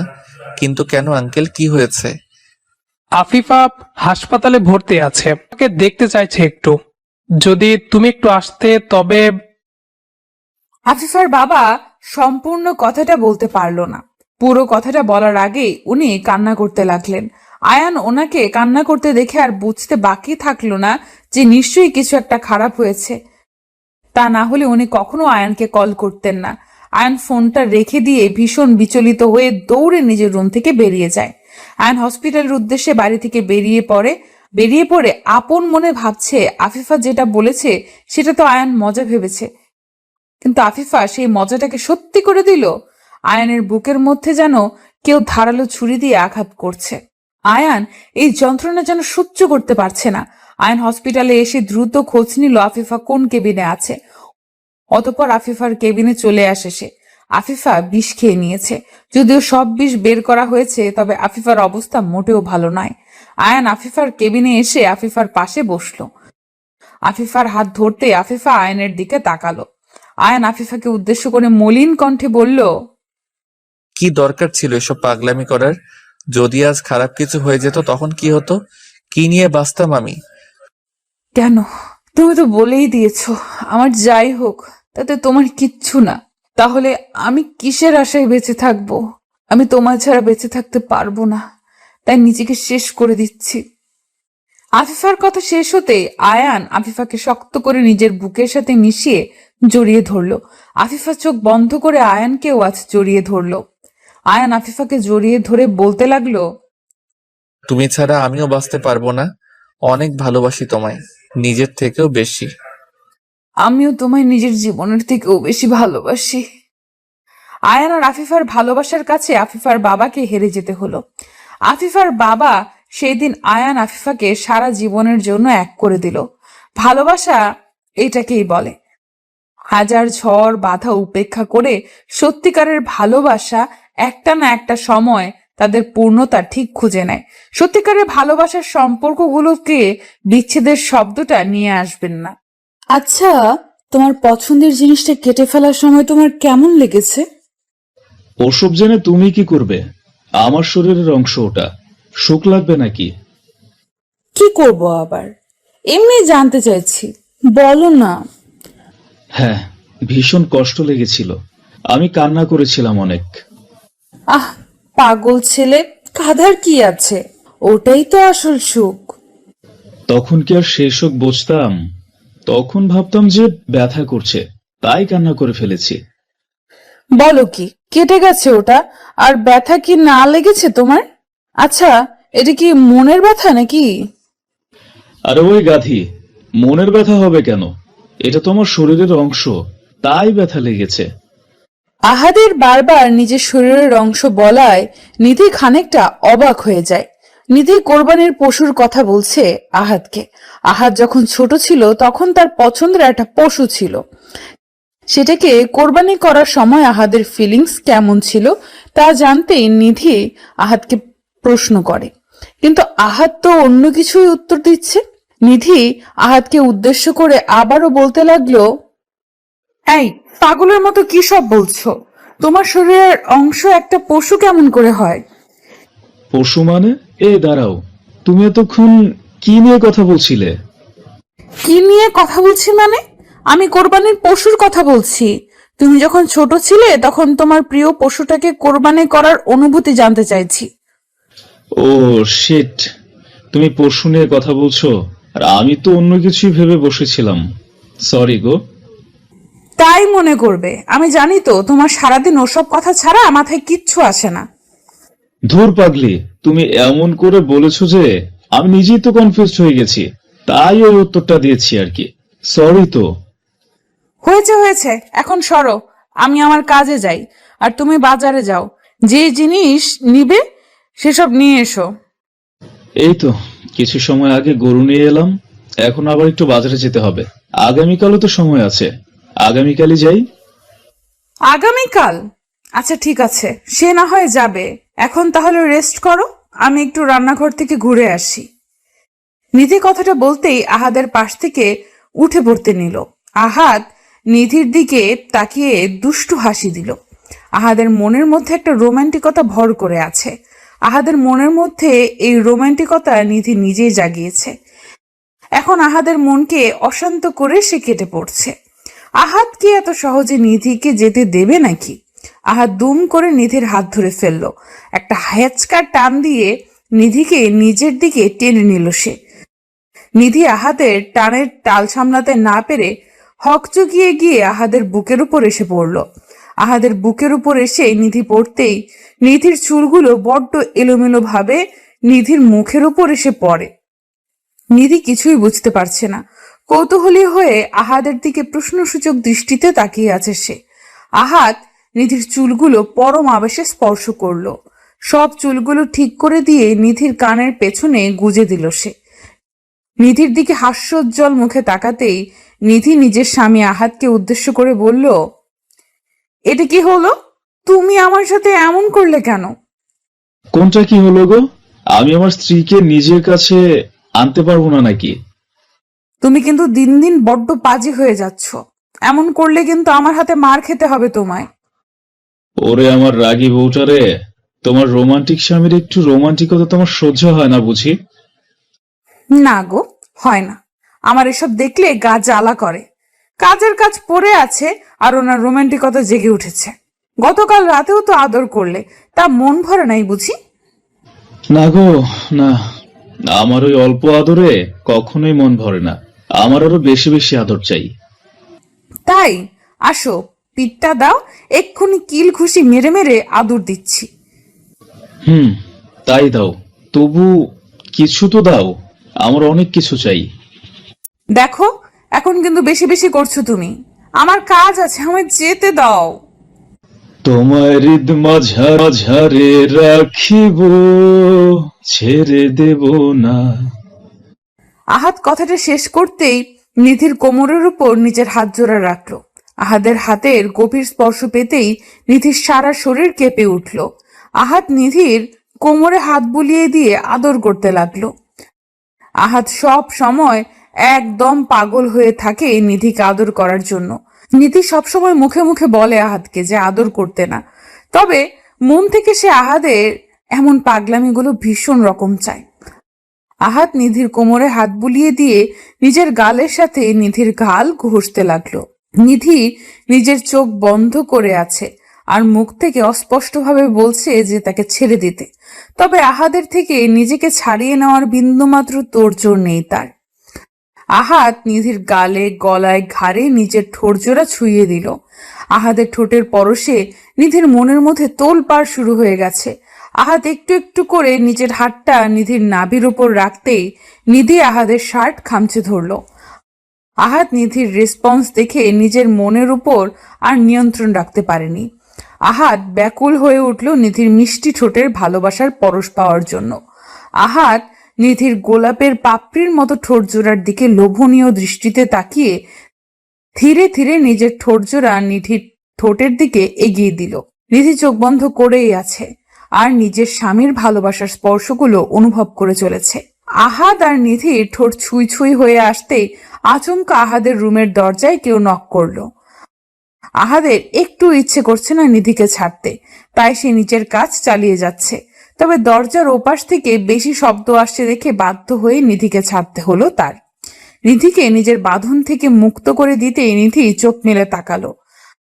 আহাদের দিকে তাকিয়ে দুষ্টু হাসি দিয়ে নিধি দরজার দিকে চলে গেল। দরজা খুলে দিতেই নিধি দেখতে পায় তার ছোট বোন এসেছে।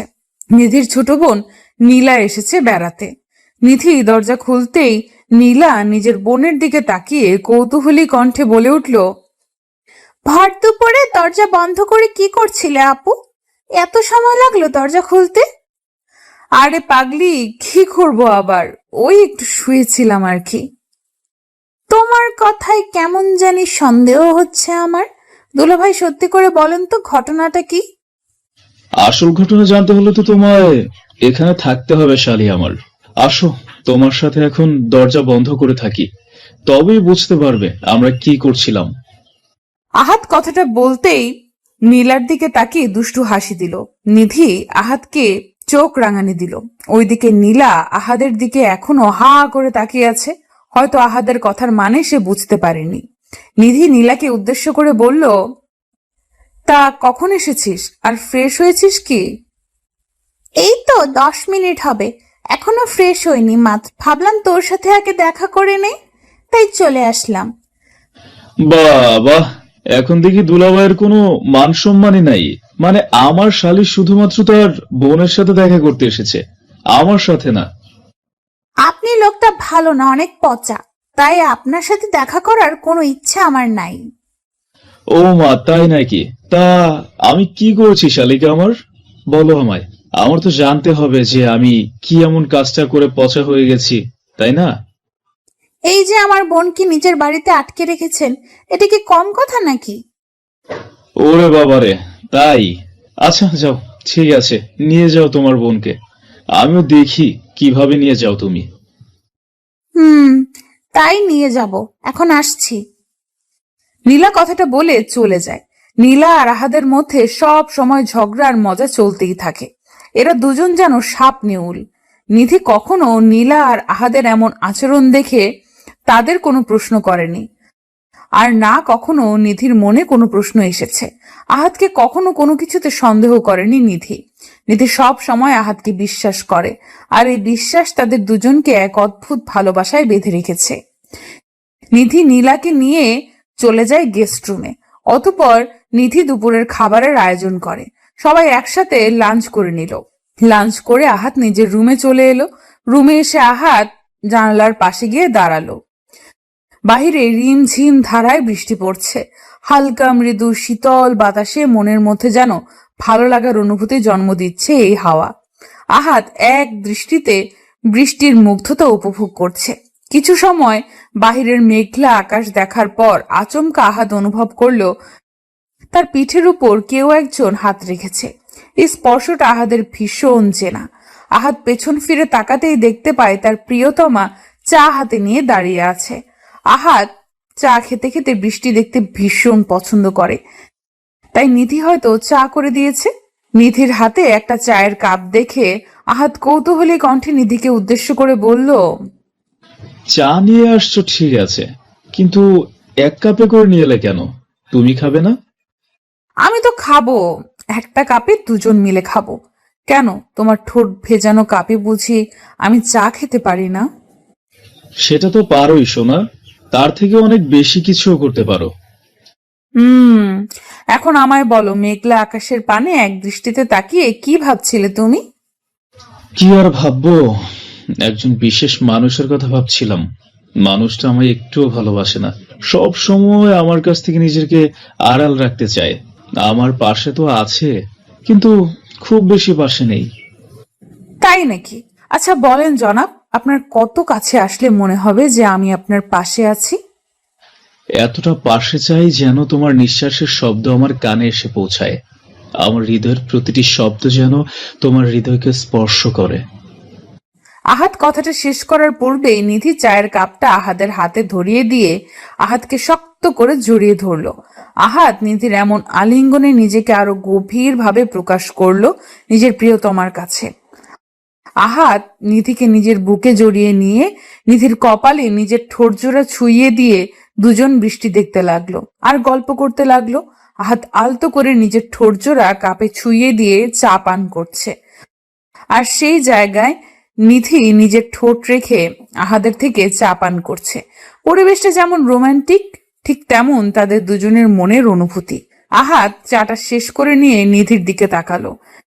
নিধির ঠোঁটজোড়া গোলাপি রং থেকে যেন লাল হয়ে উঠেছে।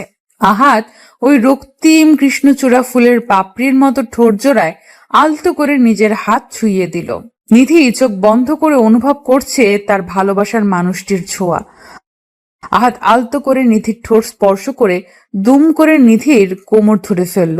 নিধিকে স্লাইড করে আহাদ নিজের কোলে তুলে নিল। আহাদের কোলে চড়তে নিধির ভীষণ ভালো লাগে। আহাদ নিধিকে নিজের সামনে ব্যালকনিতে বসিয়ে দিয়ে নিধির দিকে একটু এগিয়ে এসে পেছন থেকে নিধির কোমর জড়িয়ে ধরে নিধিকে উদ্দেশ্য করে নেশালো কণ্ঠে বলতে লাগলো, নিধি, আজকের এই আবহাওয়া, এই নীরব পরিবেশ, এই বৃষ্টির প্রতিটা ফোঁটা, মেঘাচ্ছন্ন আকাশ, সবকিছু দেখে তোমার মনের মধ্যে কি চাইছে? প্রচুর ভালোবাসা চাইছে। তোমার ভালোবাসার স্পর্শ চাইছে আমার দেহের প্রতিটা অংশ। তোমার মধ্যে হারিয়ে যেতে চাইছি আমি। তবে কেন অপেক্ষা করছো? ওই মিষ্টি ঠোঁটের স্বাদটুকু আমায় নিতে দাও মন ভরে। আমার এই অশান্ত মনকে শান্ত করার ওষুধটুকু দিয়ে দাও প্লিজ। আহাদের নেশালো কণ্ঠস্বরটা যেন নিধির মনকে আরো ব্যাকুল করে তুলেছে। নিধি নিজেকে আর দমিয়ে রাখতে পারছে না। আহাদের প্রতি তার দুর্বলতা যেন আরো প্রখরভাবে কাজ করছে। আহাদ নিধির কোমর থেকে হাত সরিয়ে নিতেই নিধি হকচকিয়ে গিয়ে আহাদের কাঁধের ওপর নিজের হাত রেখে আহাদের ঠোঁট বরাবর নিজের ঠোঁটজোড়া এগিয়ে দিল। নিধির ঠোঁটজোড়া আহাদের দিকে এগিয়ে আসতেই আহাদ আর 1 মিনিটও বিলম্ব করল না। দুম করে নিজের ঠোঁট দিয়ে নিধির ঠোঁটজোড়াকে চেপে ধরল। পাগলের মতো আহাত নিধির ঠোঁটের স্বাদ নিতে ব্যস্ত। দুজন যেন আর নিজেদের মধ্যে নেই, হারিয়ে গেছে তারা কোনো এক ভিন্ন জগতে।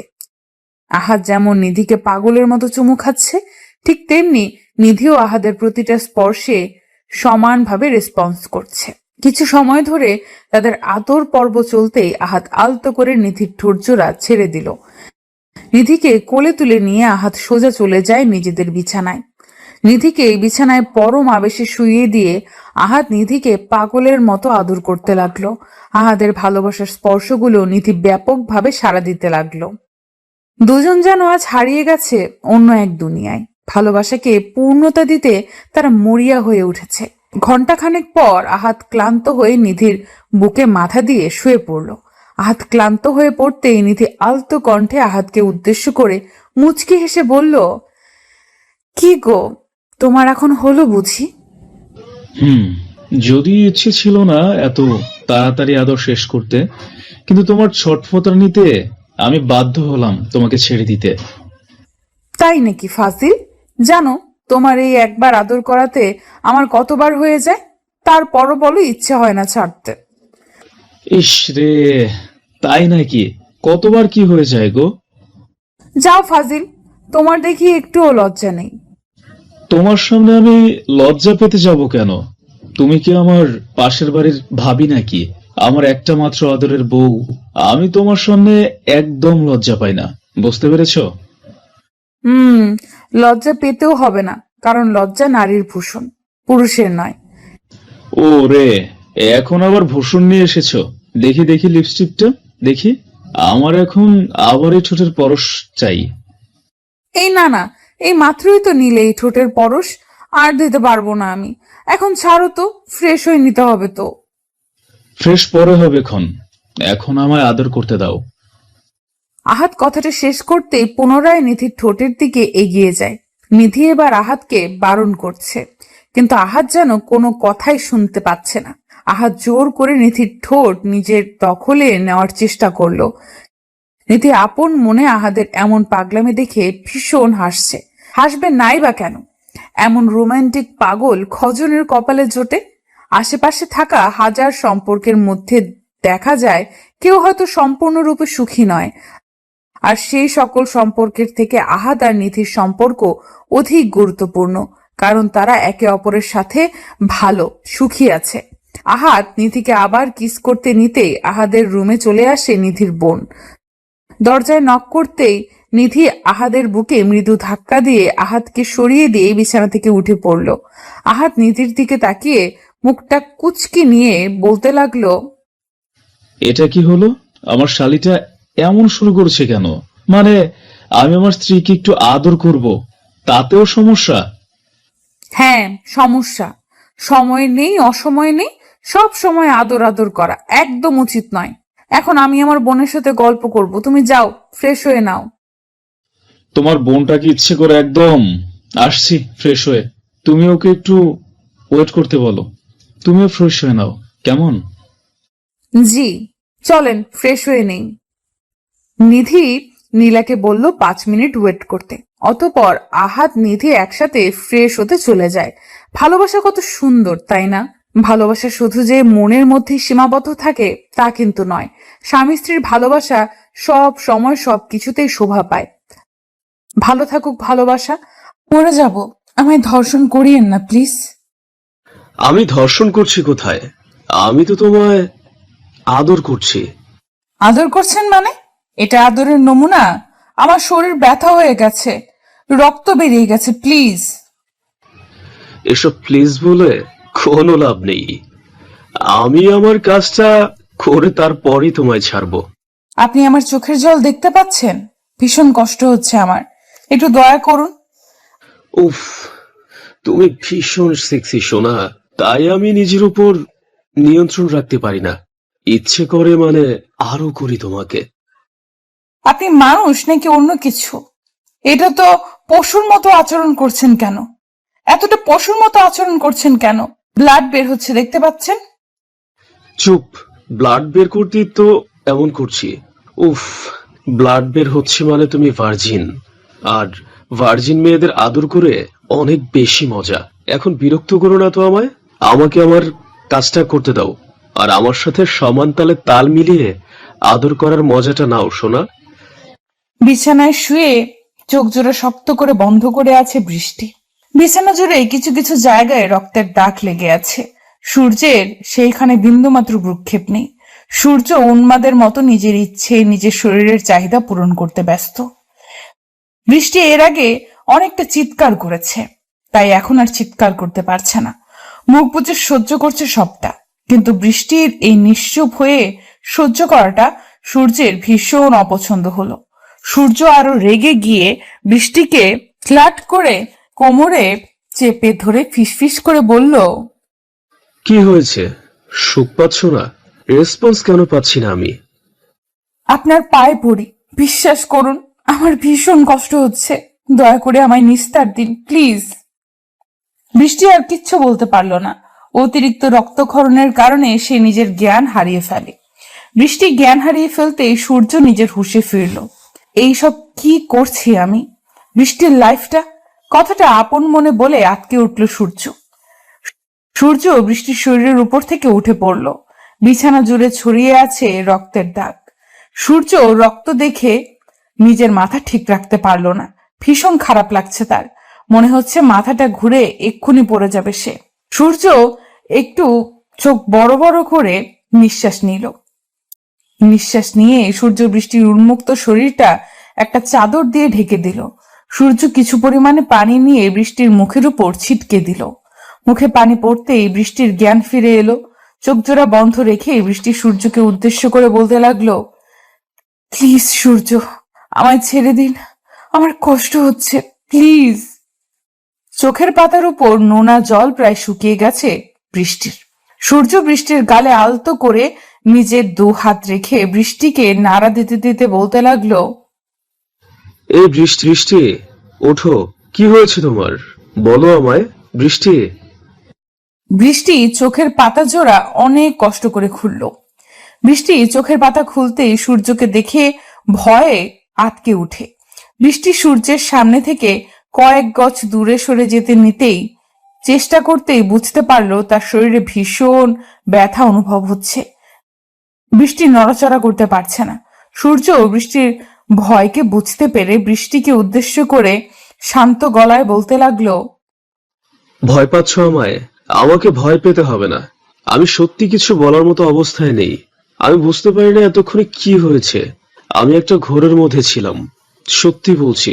আমাকে ক্ষমা করে দাও তুমি। সূর্য, আমাকে একটু হসপিটালে নিয়ে যাবেন? প্রচন্ড ব্যথা করছে আমার, আর ব্লিডিং হচ্ছে খুব। বৃষ্টির কথাটা যেন সূর্যের মনের মধ্যে বিঁধে গেছে। এক সেকেন্ডের জন্য সূর্য নিজেকে রাস্তার ছেলের সাথে তুলনায় নামিয়ে ফেলল। সূর্য কোনো কথা বলল না। চোখ জোড়া রক্তবর্ণ ধারণ করে আছে তার।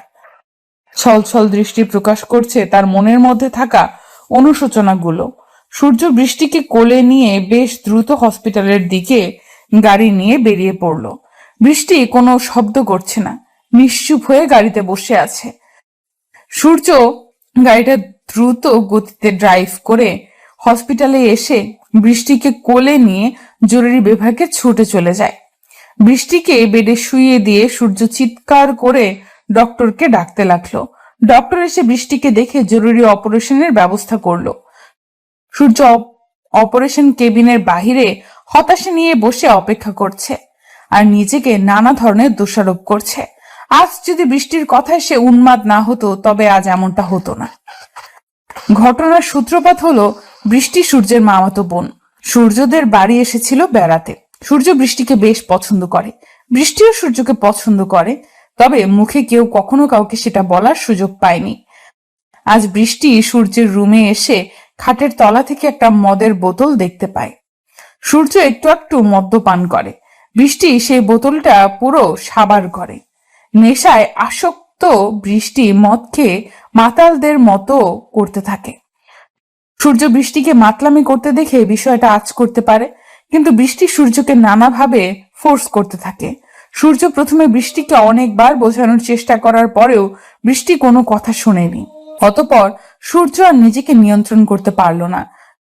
বৃষ্টিকে আদরে আদরে ভরিয়ে দিতে লাগলো সে। অতঃপর কি হলো তা তো দেখতেই পেলেন। সূর্য কিছু সময় অপেক্ষা করতেই ডক্টর বাহিরে এসে সূর্যর দিকে তীক্ষ্ণ দৃষ্টিতে তাকালো। সূর্য বসা থেকে উঠে দাঁড়াতেই ডক্টর সূর্যকে উদ্দেশ্য করে বলল, পেশেন্ট আপনার কি হয়? কেন ডক্টর, কি হয়েছে? সব ঠিক আছে তো? মানে বৃষ্টির কোনো ক্ষতি হয়নি তো? প্রশ্নের বিপরীতে আমি প্রশ্ন করা পছন্দ করি না, উত্তর দিন। ও আমার স্ত্রী, বলুন কি হয়েছে? ও ঠিক আছে, আপনার স্ত্রী সামান্য ইনজুরি পেয়েছে, সমস্যা নেই, ঠিক হয়ে যাবে। আসলে আমরা গাইনি বিভাগের ডাক্তাররা এমন কেস প্রায় পেয়ে থাকি। ছেলেমেয়েরা বিয়ের আগে অবৈধ সম্পর্ক করে অনেক সেম কেস নিয়ে আসে। আপনি রাইট টাইমে আসতে পেরেছেন, তা না হলে রক্তক্ষরণে হার্ট অ্যাটাক হয়ে আপনার স্ত্রীর মৃত্যু পর্যন্ত হতে পারত। পরবর্তীতে একটু সাবধান, আপনার স্ত্রীর একটুর জন্য রক্ষা পেয়েছে। একটু সাবধান, কেমন? ডক্টরের কথা শুনে সূর্য যেন প্রাণ ফিরে পেল। সূর্য একটা দীর্ঘশ্বাস ছেড়ে বৃষ্টিকে দেখতে ছুটে কেবিনের দিকে চলে যায়। বৃষ্টি বেডে নিশ্চুপ হয়ে শুয়ে আছে। সূর্য কেবিনে আসতেই বৃষ্টি সূর্যের দিক থেকে মুখ ফিরিয়ে অন্যদিকে মুখ ঘুরিয়ে নিল। সূর্য বিষয়টা বুঝতে পেরে বৃষ্টির কাছে এসে বসলো। মাথাটা নিচু করে বৃষ্টিকে উদ্দেশ্য করে বলল সূর্য, বৃষ্টি, আমি সত্যি লজ্জিত। আমি চাইনি। সূর্যকে থামিয়ে দিয়ে বৃষ্টি বলতে লাগলো, থামুন প্লিজ, আপনার কথাগুলো আমার সহ্য হচ্ছে না। হুম। একদিন হসপিটালে থাকার পর বৃষ্টিকে হসপিটাল থেকে ছাড়া হলো। বৃষ্টি বাড়ি এসে নিজের ব্যাগ গুছিয়ে নিল। এখন মোটামুটি সুস্থ বৃষ্টি। সূর্য বৃষ্টিকে নিয়ে বাড়ি ফিরতেই সবাই হাজারটা প্রশ্ন শুরু করে দিল। সবাই জানতে চাইতে লাগলো বৃষ্টি কোথায় ছিল গতকাল রাতে, আর সূর্যই বা কোথায় ছিল। কিন্তু সূর্য সত্যিটা সবাইকে বলতে পারলো না। মিথ্যা বলল যে গতকাল তারা একটু ঘুরতে গেছিল। বাড়ির লোক আর কোনো কথা বলল না। রুমে এসে সূর্য ফ্রেশ হয়ে নিতেই বাহির থেকে চিৎকার চেঁচামেচির শব্দ আসতে লাগলো। সূর্য বিচলিত হয়ে দৌড়ে ছুটে বাহিরে চলে আসে। বাহিরে আসতেই সূর্য দেখতে পায় বৃষ্টি তৈরি হয়ে বেরিয়ে যাচ্ছে, আর বাড়ির সবাই বৃষ্টিকে আটকাতে মরিয়া হয়ে চেষ্টা করছে। সূর্য বৃষ্টির দিকে কিছু সময় তাকিয়ে থেকে পেছন থেকে এগিয়ে গিয়ে বৃষ্টির হাত ধরলো। বৃষ্টি সূর্যের স্পর্শ পেতেই থমকে দাঁড়ালো। সূর্য মৃদু কণ্ঠে বলল, বৃষ্টি, তুমি এভাবে চলে যাচ্ছ কেন? সবাই যেতে বারছে, একটু সকলের কথা ভেবে। সূর্যকে থামিয়ে দিয়ে বৃষ্টি ভারী কণ্ঠে বলল, সবার কথা রাখা আমার পক্ষে সম্ভব নয়। আর এত কিছু হয়ে যাবার পরেও আমি এ বাড়িতে থাকবো, সেটা কাল্পনিক। তাছাড়া এই বাড়িতে না থাকার যথেষ্ট কারণ আছে। কি কারণ বলো আমায়। বিশ্বাস করো, আমি সেই কারণটা বদলে দিব, প্লিজ। বৃষ্টি সূর্যের হাত থেকে নিজের হাত এক ঝাড়ি দিয়ে ছাড়িয়ে নিয়ে সূর্যের দিকে গভীর দৃষ্টি রেখে বলতে লাগলো, সেই কারণটা আর কিছু নয়, আপনি নিজেই। বৃষ্টির কথা শুনে সূর্যের কোনো পরিবর্তন দেখা গেল না। সূর্য মাথাটা নিচু করে নিছক হাসির রেখা নিজের ঠোঁটের কোণে এঁকে বৃষ্টিকে উদ্দেশ্য করে বলল, এই সামান্য ব্যাপারটার কারণে মানে তুমি চলে যেতে চাইছো? ঠিক আছে বৃষ্টি, তুমি থাকো, আমি বেরিয়ে যাচ্ছি। আজকের দিনের সময়টা কি পাবো আমি? মানে আমার সবকিছু গোছাতে একটু সময় লাগবে, শুধু আজকের দিনটা। কাল সকাল হতেই চলে যাব আমি। থাক, দরকার নেই। আপনি চলে গেলে বাড়ির লোক নানা কথা বলবে। ঘরের ছেলে ঘরে থাকুক, আমি চলে যাচ্ছি। আরে না, কিছু বলবে না। আমি ট্যুরের কথা বলে বেরিয়ে যাব, আর ততদিন ফিরবো না যতদিন তুমি আছো। ওকে। এবার খুশি তো তুমি? আমার খুশি? যেখানে আমার জীবনটা নরক করে দিয়েছেন কয়েক মুহূর্তে, সেখানে আমার খুশির কথা চিন্তা করা আপনাকে শোভা দেয় না। বৃষ্টি কথাটি শেষ করে হনহন করে রুমের দিকে চলে যায়। সূর্যের চোখের সামনেটা আধার হয়ে আসছে। এই আধার হয়ে আসার কারণ হলো জল। নোনা জল সূর্যের চোখের পাতা ভারী করে দিয়েছে। ছলছল চোখে সূর্য সবার আড়ালে নিজের রুমে চলে আসে। মনের মধ্যে একটা প্রশ্ন ঘুরছে সূর্যর। সূর্য ভাবছে, আমি তো কোনো ভুল করিনি, আমি তো নিজের ইচ্ছায় বৃষ্টির সাথে কিছু করিনি, বরং বৃষ্টি নিজেই আমার কাছে এসেছে, আমায় জোর করেছে। মানছি আমায় নিজের জ্ঞানে থাকা উচিত ছিল, আমি পারিনি, তাই বলে সবকিছুর জন্য আমাকে সাজা দেওয়ার মানে কি? সূর্য কথাটা ভাবতেই বৃষ্টির কথা মনে পড়ে যায় তার। বৃষ্টি যদি তাকে দূরে রেখে এমন অবহেলা করে শান্তি পায়, তবে বৃষ্টির শান্তির জন্য সবকিছু সে করতে পারবে। ভাইয়া, কোথায় যাচ্ছেন? আসলে আজ আমার একটা ট্যুর আছে কিছুদিনের জন্য, তাই বের হচ্ছিলাম। ভাইয়া, আমরা তো আর অল্প কয়েকদিন আছি। এই কয়দিন না হয় এখানেই থেকে যান। আমরা চলে গেলে বরং আপনিও চলে যাবেন। তোমরা যাওয়ার আগেই আমি ফিরে আসবো, সো টেনশন করিও না। সূর্যের কথা শেষ হতে পেছন থেকে বৃষ্টি বেশ শব্দ করে বলতে লাগলো, আপনি যে চলে যাচ্ছেন, আমার কিছু কথা আছে আপনার সাথে। বৃষ্টির কথা শুনে সূর্য পেছন ফিরে দৃষ্টিপাত করলো। বৃষ্টির উদ্দেশ্যে সূর্য বলতে লাগলো, হ্যাঁ, বলো, কি বলবে? বলার মতো অনেক কথা আছে, তবে এখানে নয়, আমি একান্তে। রুমে চলো। সূর্য বৃষ্টিকে থামিয়ে দিয়ে রুমে চলে যায়। আসলে সূর্যের বাড়ি ছেড়ে চলে যেতে মোটেও কষ্ট হচ্ছে না। আসল কষ্টটা হচ্ছে এই ভেবে যে বৃষ্টি তাকে অবহেলা করছে। ভালোবাসার মানুষটি যখন অবহেলা করে তখন কলিজার মধ্যে লাগে আঘাতটা। সূর্য রুমে এসে বসতেই বৃষ্টি রুমে এসে দরজাটা বন্ধ করে দিল। সূর্য বৃষ্টির কাজে একটু অবাক হলো। সূর্য অবাক হয়ে বৃষ্টিকে উদ্দেশ্য করে বলতে লাগলো, এ কি করছো? দরজা বন্ধ করছো কেন? কিছু হারানোর ভয় নেই, আর যা ছিল তা আপনি নিয়ে নিয়েছেন। দেখো বৃষ্টি, আমি মানছি যে আমি ভুল করেছি, তবে সেখানে আমার যতটা দোষ ছিল ঠিক ততটা তোমারও ছিল। এক হাতে কখনো তালি বাজে না, তবুও তুমি এককভাবে আমায় দোষারোপ করলে। চলে যেতে বললে আমাকে তোমার সামনে থেকে। সমস্যা নেই, চলে না হয়ে যাব, তবে একটা কথা, এই মনের মধ্যে থেকে কি করে সূর্যকে বাহির করবে বলতে পারো? সূর্যের কথায় অবাক হয়ে বৃষ্টি বলল, আমার মনের মধ্যে আপনি আছেন, সেটা আপনি জানেন কি করে? তোমার মনটা হয়তো সবটা আড়াল করে, তবে চোখ জোড়া তো তা করে না। ওই চোখে আমি স্পষ্ট দেখতে পেয়েছি আমার ছবি, তাই আমি জানি। এখন কি করব? আমি পারছি না তো নিজেকে বোঝাতে, পারছি না আপনার করা আচরণগুলোকে ভুলে যেতে। তাড়িয়ে দাও আমায় নিজের জীবন থেকে, অনেক দূরে, অনেক দূরে তাড়িয়ে দাও আমাকে। পারছি না তো তাড়িয়ে দিতে, কি করব আমি বলে দিন। কেন পারছো না? কষ্ট হচ্ছে তো, ভীষণ কষ্ট হচ্ছে। আমার বুকটা ফেটে যাচ্ছে, মনে হচ্ছে আপনাকে ছাড়া আমি বেঁচে থাকতে পারবো না। কেন কষ্ট হচ্ছে? আমায় তো তুমি ভালোবাসো না, তবে কেন কষ্ট হচ্ছে তোমার? ভালোবাসি তাই। আমি আপনাকে ভালোবাসি ভীষণ। কথাটা বলতেই বৃষ্টি লজ্জায় মাথা লুকিয়ে নিল। সূর্য মুচকি হাসি দিয়ে বৃষ্টির লজ্জা মাখা মুখটার দিকে গভীর দৃষ্টি রাখলো। অপরূপ সুন্দরী এক নারী তার সামনে দাঁড়িয়ে আছে। নিজেকে ইচ্ছা করলেও নিয়ন্ত্রণ করা দায়।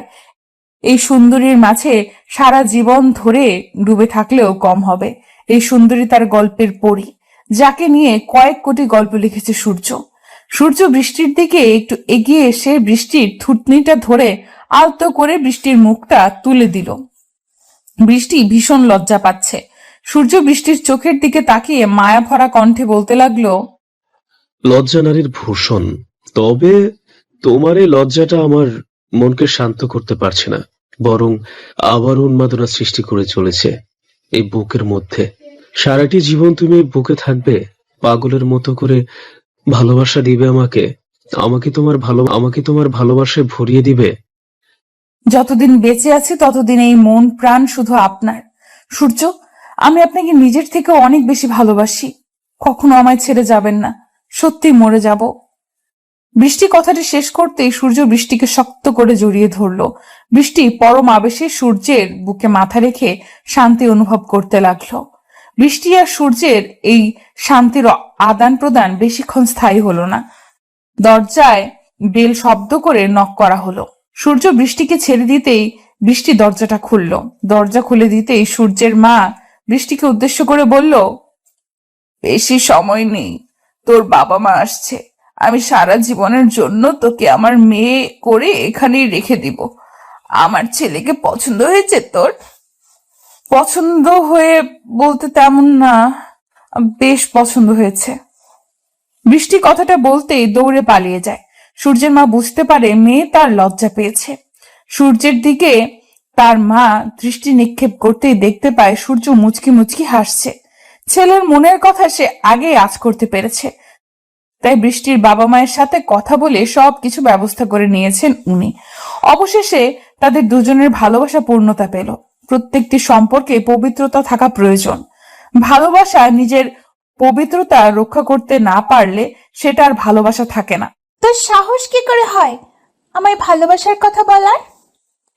ভালোবাসার কথা বলতে কি সাহসের প্রয়োজন পড়ে? হ্যাঁ পরে।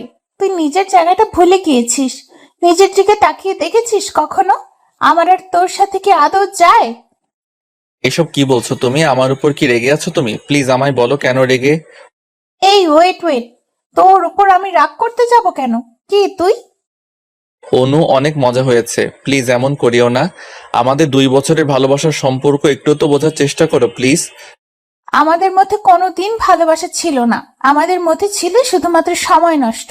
আমি মজা নিয়েছি আর তুই এনজয় করেছিস, ব্যাস। অনুর কথাগুলো শুনে অয়নের পায়ের তলা থেকে মনে হচ্ছে মাটি সরে গেছে। অনুর কথাগুলো বিশ্বাস করতে ও মানতে ভীষণ কষ্ট হচ্ছে অয়নের। দীর্ঘ 2টি বছরের ভালোবাসা মজা ছিল। অয়নের চোখের পাতা এক নিমেষেই ভারী হয়ে এলো। অয়ন যেন নিজের চোখের সামনে কিছুই দেখতে পাচ্ছে না। নিজের জীবনের থেকেও বেশি ভালোবাসে অনুকে সে। আজ সে অনু কিনা তাকে এমন করে ঠকাচ্ছে। অয়ন খানিক সময় নিশ্চুপ থাকার পর আবারও নির্লজ্জের মতো অনুর হাত ধরে অনুকে উদ্দেশ্য করে বলতে লাগলো, অনু, আমি জানি না তুমি কেন এমন করছো, কিন্তু বিশ্বাস করো তুমি ছাড়া শূন্য আমি।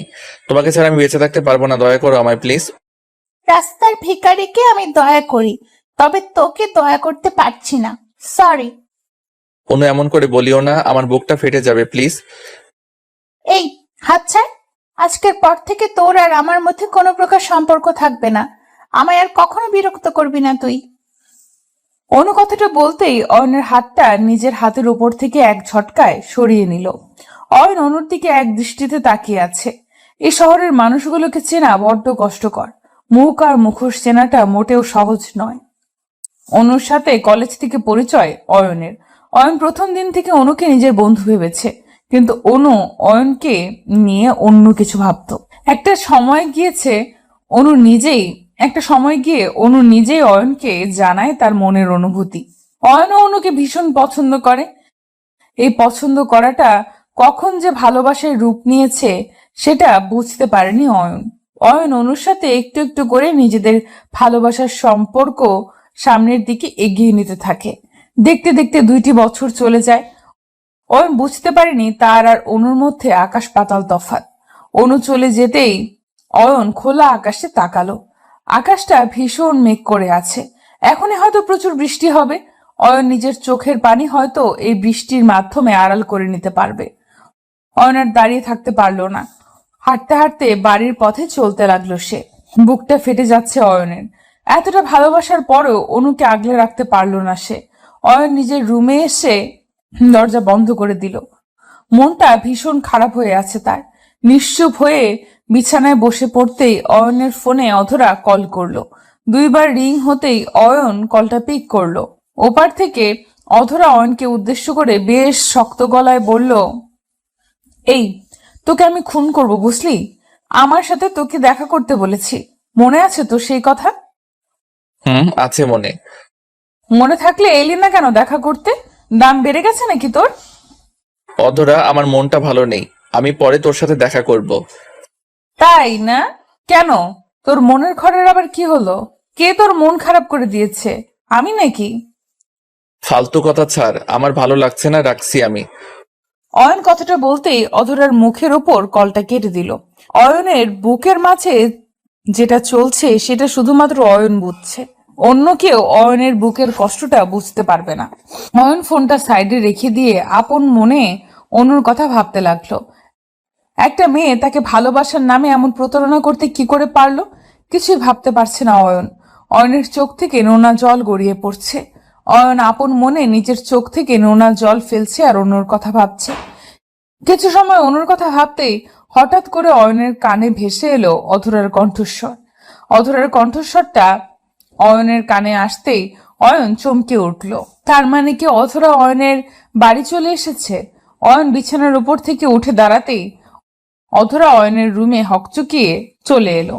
অধরা অয়নের রুমে এসে দুম করে অয়নের উপর ঝাঁপিয়ে পড়ল। অয়ন কিছু বুঝে ওঠার আগেই অধরা অয়নের শার্টের কলার চেপে ধরে রাগে গজগজ করতে করতে অয়নকে উদ্দেশ্য করে বলল, তোকে এখন ইচ্ছে করছে মেরে ফেলতে। আমায় এত কষ্ট দিস কেন রে তুই? আমার কথা কি তোর মনে থাকে না? অধরা, শান্ত হয়ে কথা বল। আমার শার্টের কলারটা ছাড়। ছাড়বো না। আমি শান্ত হয়ে কথা বলতে পারছি না। তুই আমার সাথে এমন করিস কেন? কি করেছি আমি? তুই কি করবি? আমার মন খারাপ ছিল তাই তোর সাথে দেখা করতে পারিনি। আচ্ছা বল, কেন মন খারাপ হয়েছে? কি হয়েছে সত্যি করে বল। কিছু হয়নি, সব ঠিক আছে, বাদ দে সেসব কথা। কি কথা বলতে এত জরুরি তলব করেছিস বল এখন। সব কথা তোকে বলতে হবে কেন? তুই কি আমার চোখের ভাষা পড়তে জানিস না? কি সব পাগলের মতো কথা বলছিস তুই? মাথা ঠিক আছে তো তোর? আমার মেজাজ খারাপ করিস না। কাজের কথা বললে বল, না হলে যা। আমার কথা তো তোর কাছে গুরুত্বহীন মনে হয়। শোন অয়ন, আমি কিন্তু লজ্জার দোহাই দিচ্ছি না। আমি তোকে ভালোবাসি, সরাসরি বললাম। ভুল করেও না করিস না, কারণ আমি না শব্দটা শুনতে পারি না। অধরার কথা শুনে অয়ন চমকে উঠল। অয়ন সবসময় অধরাকে নিজের বন্ধু ভেবে এসেছে। অধরা হঠাৎ করে অয়নকে প্রপোজাল দিবে এমন কিছুই অয়ন কখনো আশা করতে পারেনি। অয়ন অধরার কথায় খানিকটা চমকে গিয়ে অধরাকে উদ্দেশ্য করে কৌতূহলী কণ্ঠে বলল, আমার সাথে মজা করছিস তুই? দেখ, আমার কিন্তু মন মাইন্ড এমনিতেই ভালো নেই, তাই আমার সাথে কোনো প্রকার ফাইজলামি করিস না প্লিজ। আমি তোর সাথে ফাজলামি করব কেন? আমি সত্যিই তোকে ভালোবাসি।